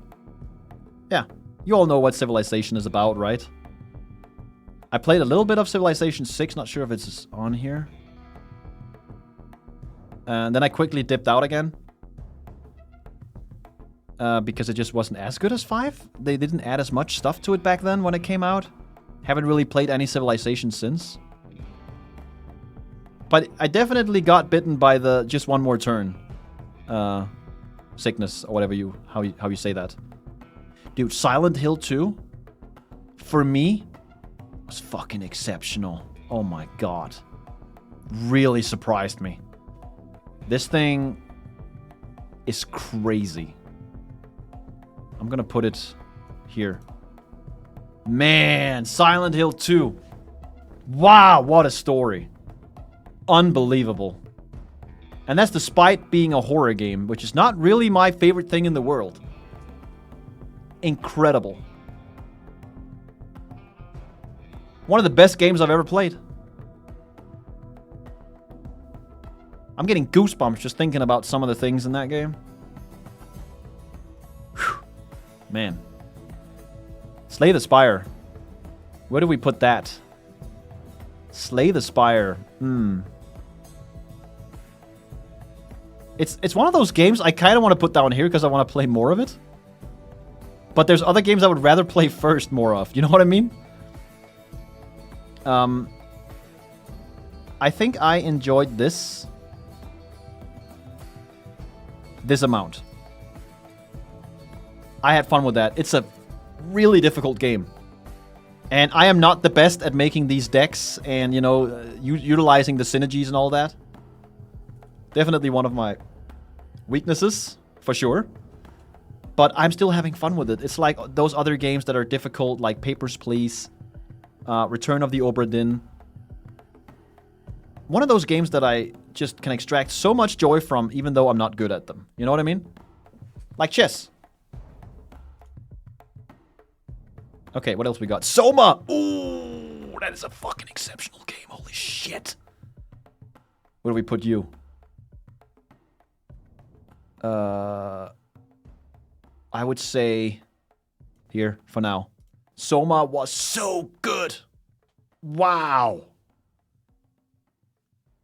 Have you guys played this game? It's made by the same people that made Amnesia: The Dark Descent, which is what initially made me interested in playing it. I was like, oh, whoa, they made it? And it's sci-fi? Fucking sign me up. And boy, was I signed up. And I arrived. I got conscripted. I got placed into the battle. I experienced it all. I came home. And what a tale I have to tell. Really nice. Enjoyed that from start to finish. Everything about it. One of the best endings ever, too, that I've seen. Yeah, I don't want to say anything else about Soma. It's really a game you need to experience. Spyro. You know, these games that are on this list, they're just sort of extracted from the games that are on my backlogged, under my played section, the games I've played. And I made that section maybe a year ago or something, and I just sort of tried to remember all the games I had played. So I may have just forgotten some, and for some reason Spyro popped into my mind. I remember chasing this little fucker in one of the levels up top, like near one of the ridges or something. Impossible to catch. But I had so much fun with it. I almost don't remember anything from the game, except that part. It was fun. I liked Spyro. Yeah. Star Fox I remember more from. Also Nintendo 64. Yeah, I played this a lot, man. This is a very good game. Let's put it there. I loved the flying. I always loved flying in video games. And I was really good at it in this one. Every time I had a friend over, I would say, okay, you're gonna fight me in Star Fox. And I would give them the other controller. And I would just fucking wipe them clean. I would kick their ass in the 1v1 where you fly around against each other. I was like... I just had so much fun beating people in that game. Yeah, I remember wishing I had more friends that I could bring over and beat in Star Fox. Is that kind of mean? Maybe. Maybe it is. But it was a good game. I don't think I ever completed the campaign. It was really difficult. Star Wars Battlefront. On one hand, I don't remember much from this one specifically. But it was a very good game. It really was. Online game. Hopefully I'm not mixing two games together here in my mind. I think Battlefront is the basically Battlefield of these games. The first Battlefield-esque game, but in Star Wars universe, right?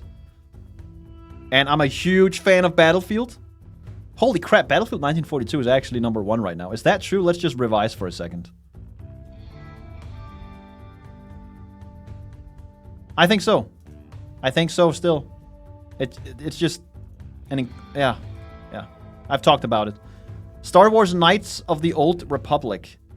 Now, this is the first game. I never did play the second, but the first one was super good. Exceptional. I'm also a huge Star Wars fan, so, you know. That whole setting alone is already a lot of plus points for me. One of my first RPGs, in a way. Very, very new to me back then. But yeah, so much fun. So many good memories. I remember all the areas still, pretty much. The characters. One of my favorite spots was... I even forget the name of this now, but... This one grass planet, I think it was, where there was a Jedi Academy or something. And you would go out... Oh man, just thinking about it makes me want to play it. Haven't played that in so long. I've heard rumors they're making a remaster of it. Or hopefully even a remake. I would play the shit out of that. But I'm also going to play the second one day. I heard that one's excellent too. StarCraft. Now, I put all three here. Because they were extracted from my backlogged. But they're all going to count as one. They are... exceptional. Let me put in the order I enjoyed them here. So probably... Yeah, actually, in this order. Yep. Oh, like that. Specifically the online element here. The ladder. StarCraft ladder, specifically here. Although the campaign in Wings of Liberty was amazing... It's the online part of it that really gets me going here. Gets my juices flowing. The other two never really did play the campaigns. Maybe I quickly tried or a little bit of the campaign in the second, but not much more than that. I've just been a part of the whole competitive or I've been following the competitive scene in StarCraft ever since it came out. I still am, sort of. It's one of the coolest communities out there on the internet. I love everything about it. I love playing it. I always fall into a StarCraft rhythm every year or 2 years where I played intensively for a couple months. Try to chase that elusive Grandmaster status on the ladder. Never did reach it. Once I got very close, I tell myself at least. Very high Masters. And did beat some Grandmasters at one point, but yeah. I only just got a taste. Never really actually got there. Stardew Valley, I played with my ex very briefly. Maybe a couple hours some time ago. And I want to play more. That was fun. I did the little fishing minigame. Holy shit, man, that was awesome. And really enjoyed doing the fishing. Didn't really get into much in the game at all. Like, I'm still very unaware of most of the systems and all that. But yeah. I had fun with that. I want to play more. Stormgate is not for me. Which is so sad to say. Because, like I mentioned, StarCraft 2 is one of my favorite games of all time. The unfortunate truth is that StarCraft 2 is slowly dying when it comes to the competitive scene.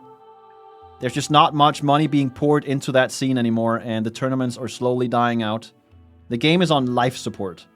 Every single year, all the casters and the players are just on their knees begging, hoping that they get another year, you know? And Stormgate sort of was supposed to be the spiritual successor to StarCraft 2.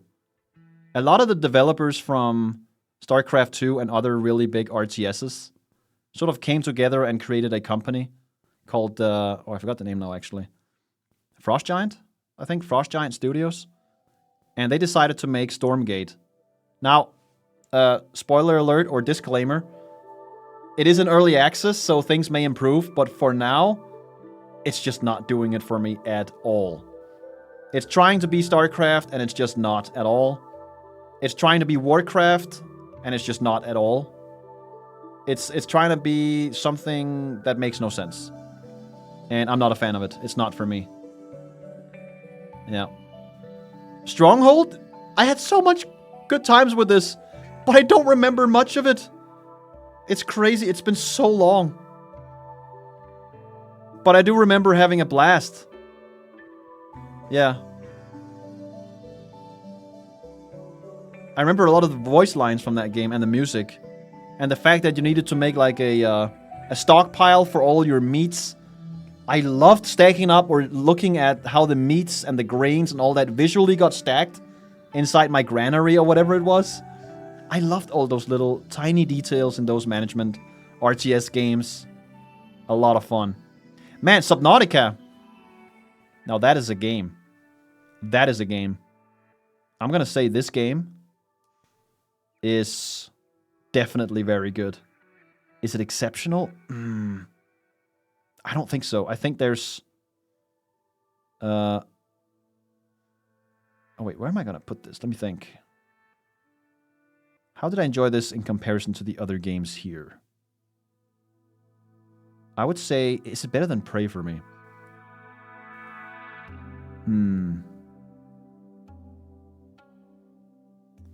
Probably not. I am a sucker for sci-fi. Below Zero is not as good as the main game, I would say, but it's still very good. Is it though? Hold on. It is not as grand and... Because when I think of Below Zero, I am thinking of Subnautica, the base game as well, in a way, but I shouldn't. So I would say Subnautica Below Zero. Maybe it's actually here. I definitely enjoyed it more than Sekiro. More than Slay the Spire, though? No. Actually, no. Hold on. Actually, now that I think about it. Maybe here. Let's put it there for now. I would say Below Zero even has certain soundtracks that are better than the base game, which is insane. Because the base game already has incredible music. There's one track in particular from Below Zero. It's one of my favorite tracks from any video game. The story was just not as good in Below Zero to me as Subnautica.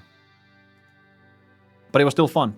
It was more of the same in a way, and also a little different. Both games suffer, unfortunately, from a little bugginess at times. I had one incident in particular from Subnautica 1, which really was annoying. And a couple from Below Zero too.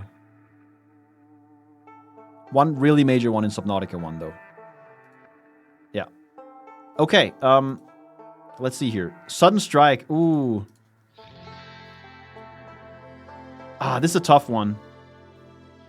I would say... Man, just from the memory and the nostalgia alone, it's gotta be a very good game, but I don't remember much.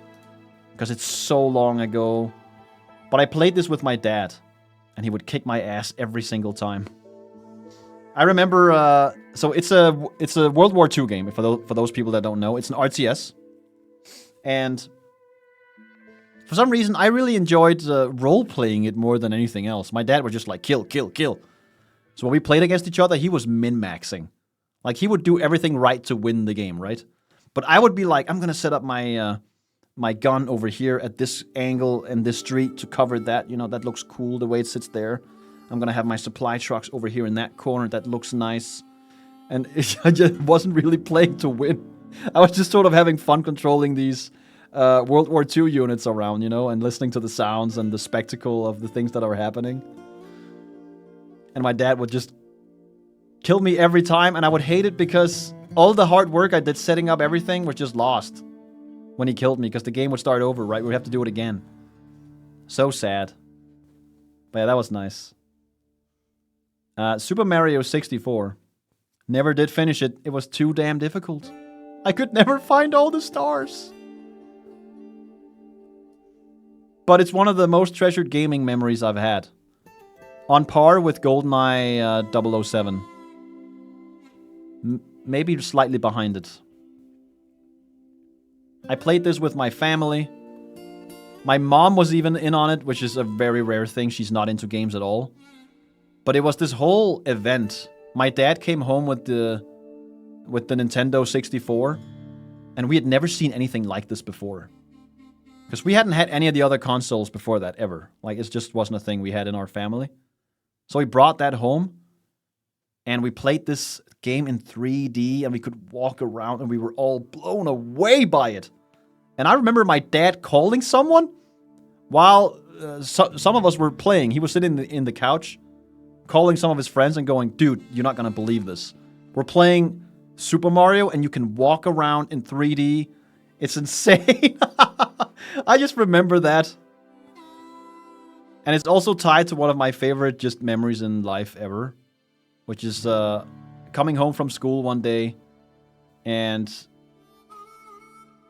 for some reason we had a rule at that time that I could only play video games when it was raining outside, otherwise I would have to go out and play in the sun or whatever. And it was raining that day, so I was really looking forward to coming home and playing on the Nintendo, right? And my grandma was there, and they had all this candy prepared for whatever reason. And when I came home, they were like, son, are you ready to play some games and eat some candy? I'm paraphrasing here, but they basically asked me whether or not I wanted to feel awesome. And I was just like, yes! Best feeling ever! I don't know, man. What a great day that was. Great times. Okay, let's see here. Super Meat Boy. I played it very briefly. I want to play more. Love the music of it. Very difficult. I'm not good at it. It was just mostly me checking it out because other people were playing it a lot back then. Yeah.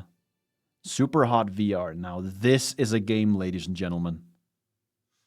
This is a fucking exceptional game. This game was not even made for VR. VR came out after.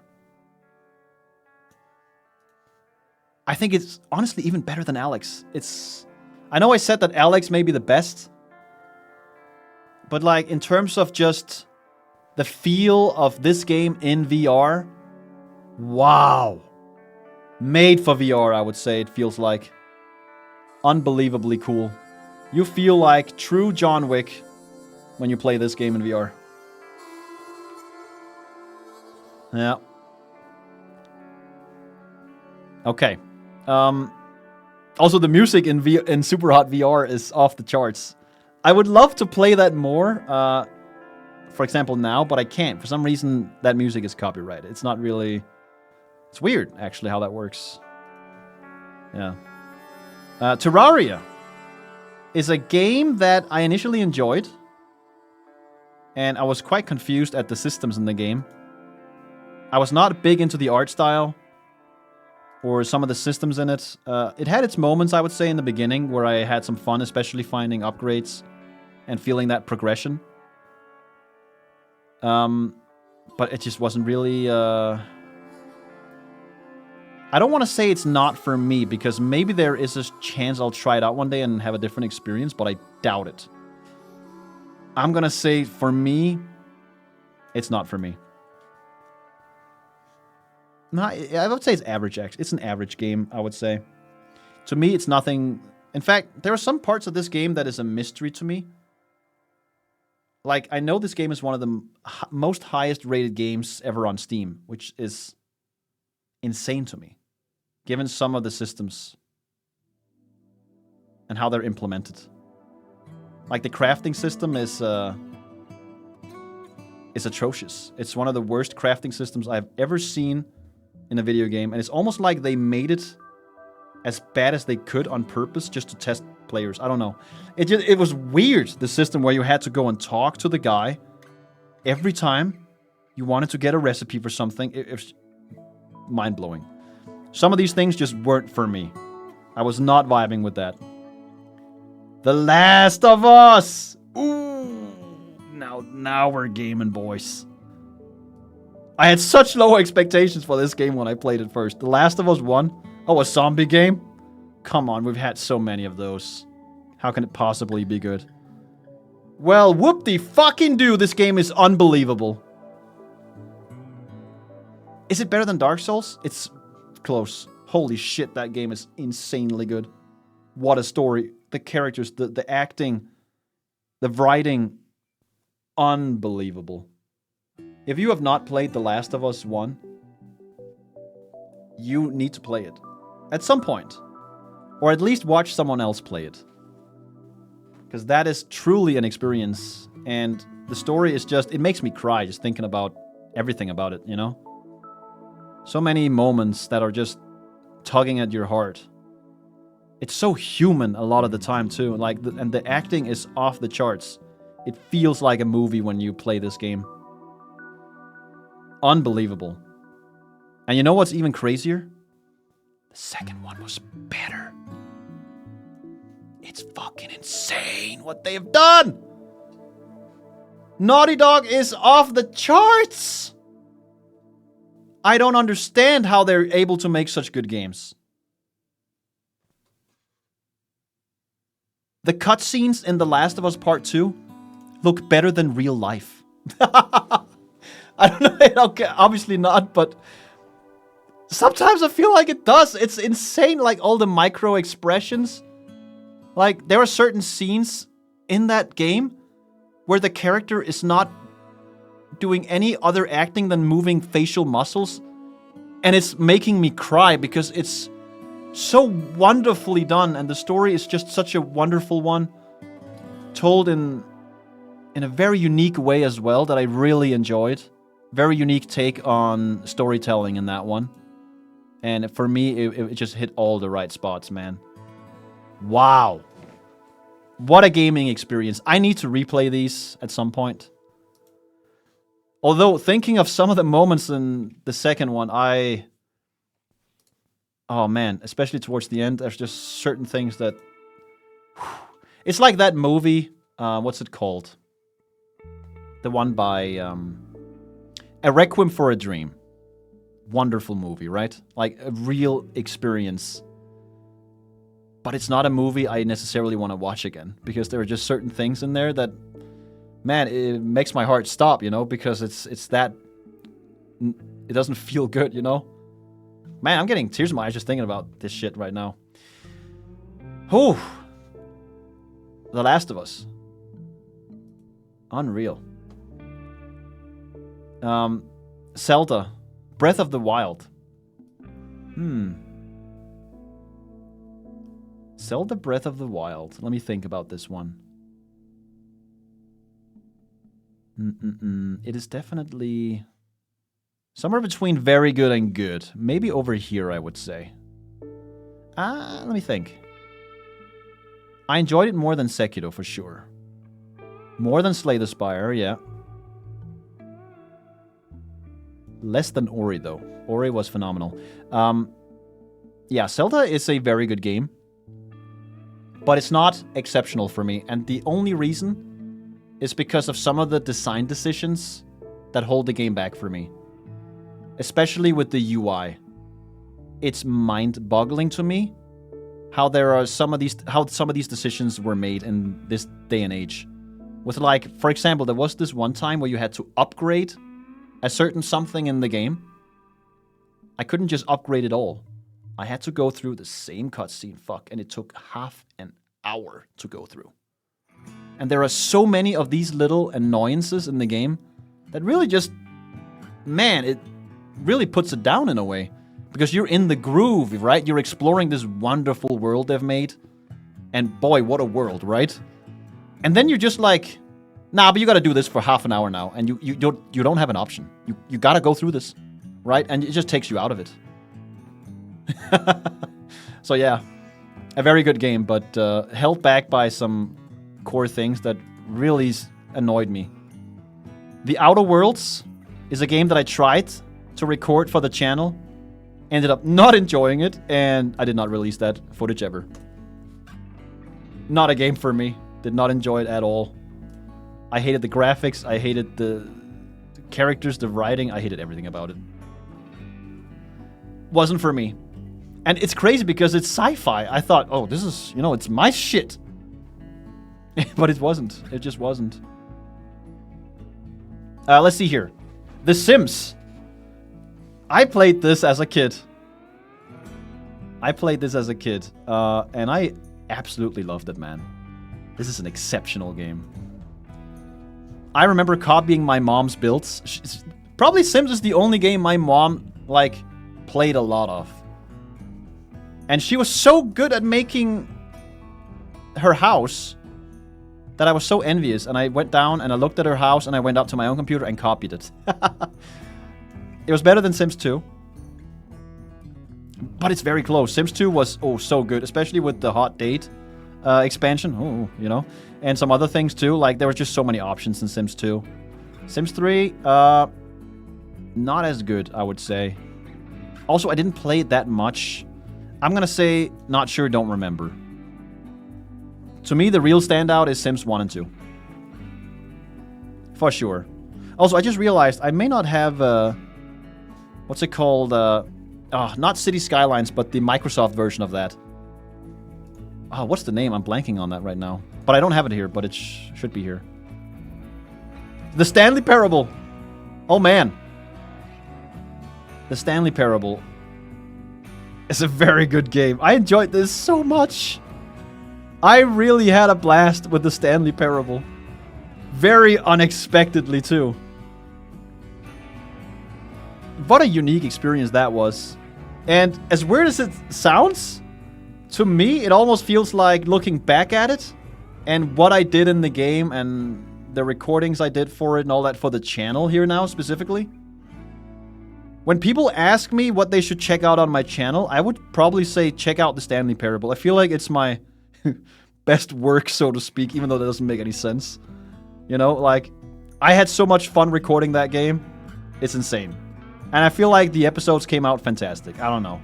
It was just a great time all around. Jim. Yeah. The Stanley Parable, man. One sequence in particular, I was holding back laughter so much because I was trying to do a bit with the bucket. I don't know if you remember, but man, I had tears in my eyes during that, and I was trying to do the bit while it was happening. And man, right now I'm thinking of it, it's funny as hell. Oh man. Let's see here. The Talos Principle. Ooh. Let me think about this. It's an exceptional game. It's going up here, by the way. I'm telling you that already. Spoiler alert. I'm just trying to decide whether or not it's better than Portal. I think it's right behind Portal. I'm going to count these both as one, by the way. Road to Gehennas. There we go. That's like one package, I guess, in a way. I would say Road to Gehennas was a little worse than the main game. Still cool. So I like the way I did that here. Tiles is goated. When do you play 2? Soon, trademark. I don't know, man. It depends. Like, I need to play all these other games first. I'm having a ton of fun with Cyberpunk and Elden Ring and Minecraft right now. Elden Ring soon, by the way. Trust. It's gonna happen. I promise. Witcher 3. Why do I have 2 of them? That's weird. I played some. I want to play more. Never did finish it, but it was fun. I got burned out on it a little bit by doing too much side activities during a time when I also had a lot of work. And I just sort of stopped playing it, and I always wanted to go back. But I think when I do go back, I want to play the first 2 before I do. I want to play Witcher 1 and Witcher 2 before I play Witcher 3. Yeah. The Witness. I would say I played 80% of that game. Never did finish it because I encountered a puzzle I just could not beat. I could not figure it out, and I tried for so long. And I just had this dread of going back to the game because I didn't know where to start, man. Like, I was lost. I can tell you the puzzle was to do with colors up in a room where everything was red and blue, and I could not figure it out. How do you know it was 80%? It's just a feeling, gut feeling, you know? There's this island, and you know how much of it you've explored. So it was just I mean, it could also be 60, I mean, depends. It just felt like I did a lot, and I've been, like, most places. Do you know what I mean? On the island. And this was, like, one of the final ones that I just could not crack, man. But it was a vibe, dude. This was a vibe. I would say this is a good game. I enjoyed this a lot. Oh, man, I think I enjoyed it even more than some of these games. I was defeated by it, though. I was too stupid. I could not figure out that one puzzle. Feels bad. But the vibe was immaculate. Just the... You know what really solidified it for me? Okay, spoiler alert here. Spoiler. There. Spoiler tag is up. Don't listen. If you don't want to get spoiled. But the one thing that really solidified it was when you went down, I believe beneath the windmill or whatever. They had this projector playing stuff from... was it Connections? I think the show was called. One of my favorite shows ever, and I just knew. You know what? This is amazing. I love this. I fucking love this. This is great. Yeah. But yeah, if you haven't seen that show, you should.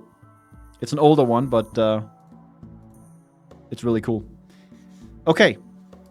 Tomb Raider, I don't remember at all. Except that I was super scared of the butler. I think it may have been in this one or some of the others. But there was a butler walking around the mansion, and man, he scared the fuck out of me. I almost couldn't play the game because he was so scary.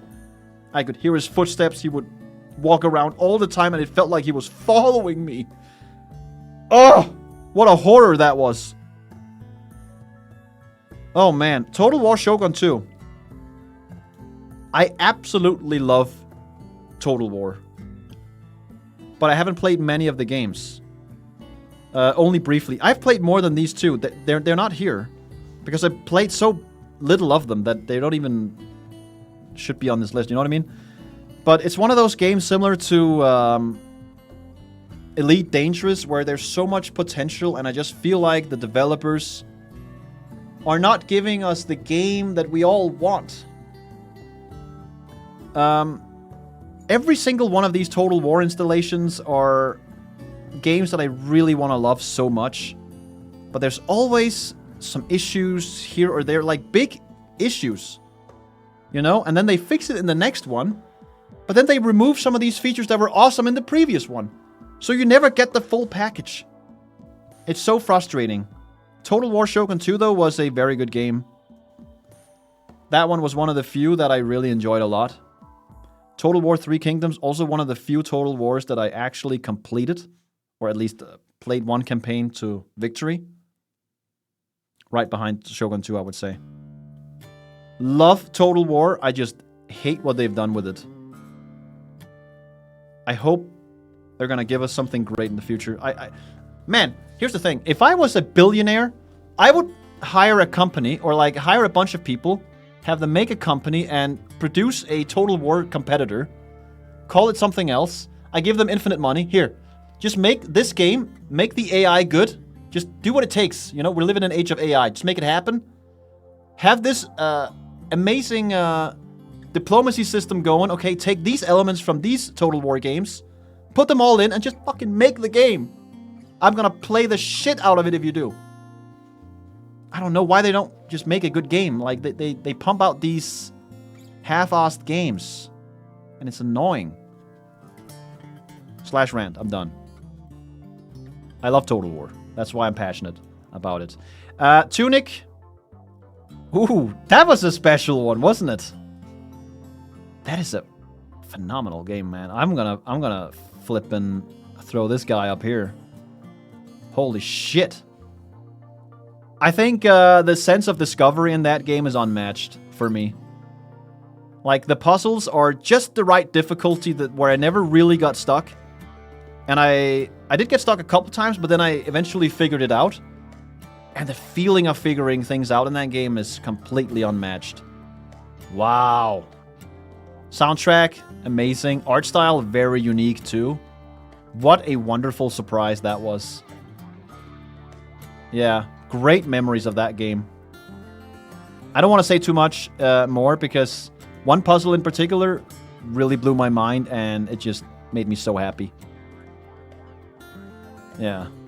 Oh man, Tunic. Yeah. Undertale. Very weird game. Let's just be honest here. That's a weird game. A fun game, a weird game, I don't even know what to call it, man. It's a game, all right. I would say this game is somewhere in between very good and good. I would put it in here if I could, like right between. I'm gonna have it on good. Nah, I'm gonna have it on the end of very good. That was a very good game, honestly. I had fond memories of that. Yeah. Great game.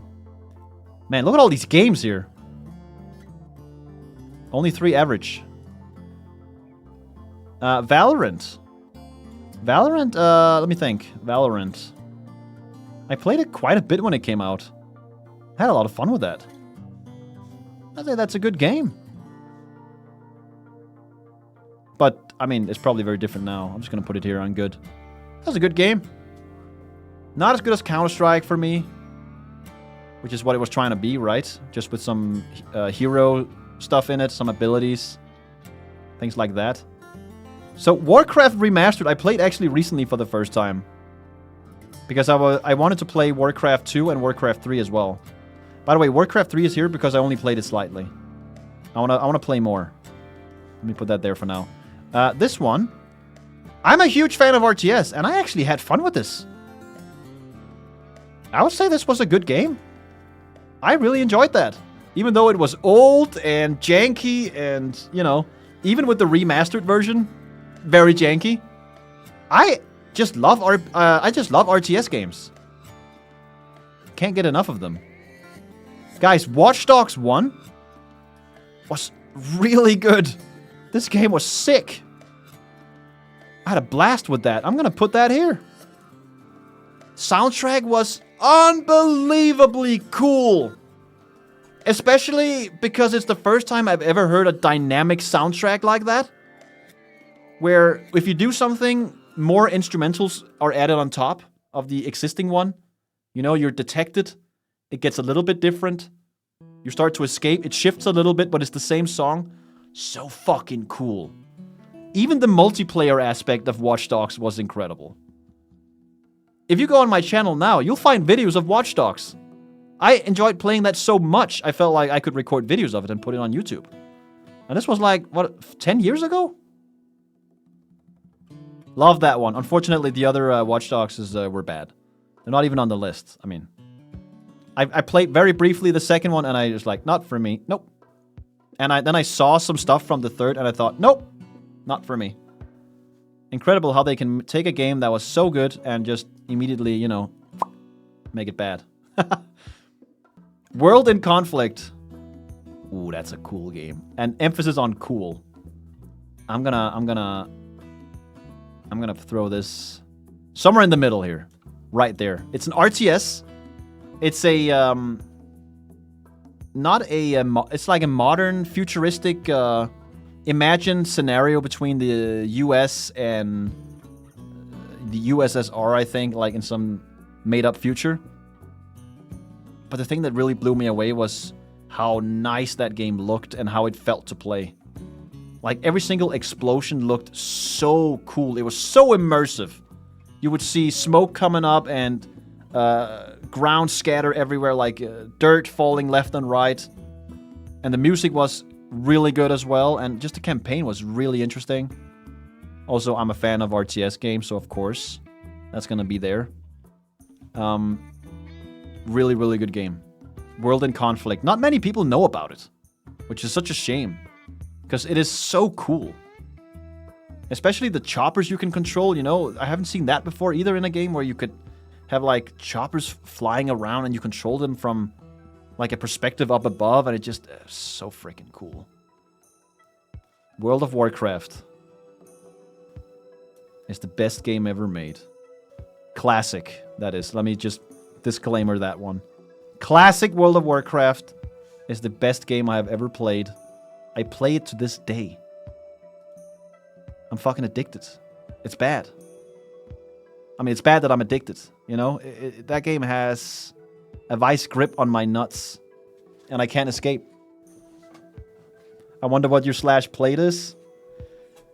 You don't want to know. I don't want to know either. I'm too scared of checking.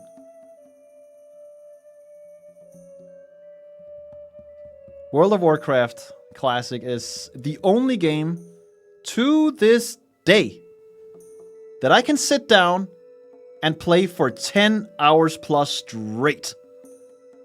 Go to bed, wake up the next day, and think, I can't wait to do more. I don't know what it is.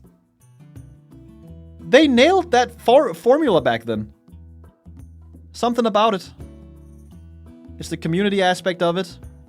Being in a guild, talking to the people, leveling up. Nowadays, it's a little bit more toxic and worse than it was. It's a little bit too min-maxy for my tastes, but still, it still holds a very warm place in my heart. What a game. When Blizzard revealed the trailer for their World of Warcraft Classic servers back in, I think it was 2018 or something? When they showed that trailer, I cried. I was like, tears of happiness. I was like when that little gnome said, for some of us, or they said there was no way to go home or something, right? But now there is a way. I forgot the exact quote. But man, that hit me like a ton of bricks. And when they showed that whole timeline of all the trailers, of all the expansions going in reverse, back to Classic, and they showed that original shot of the dwarf and the little, and the pet, like, standing on the snowy mountain, I was crying. I was just like, holy shit, it's happening! One of the coolest moments of my life, and it's kind of sad to say that, but it's true. Fuck! That was so special. Whew. Sad how the word Blizzard causes me to cringe nowadays. Yeah, it's true.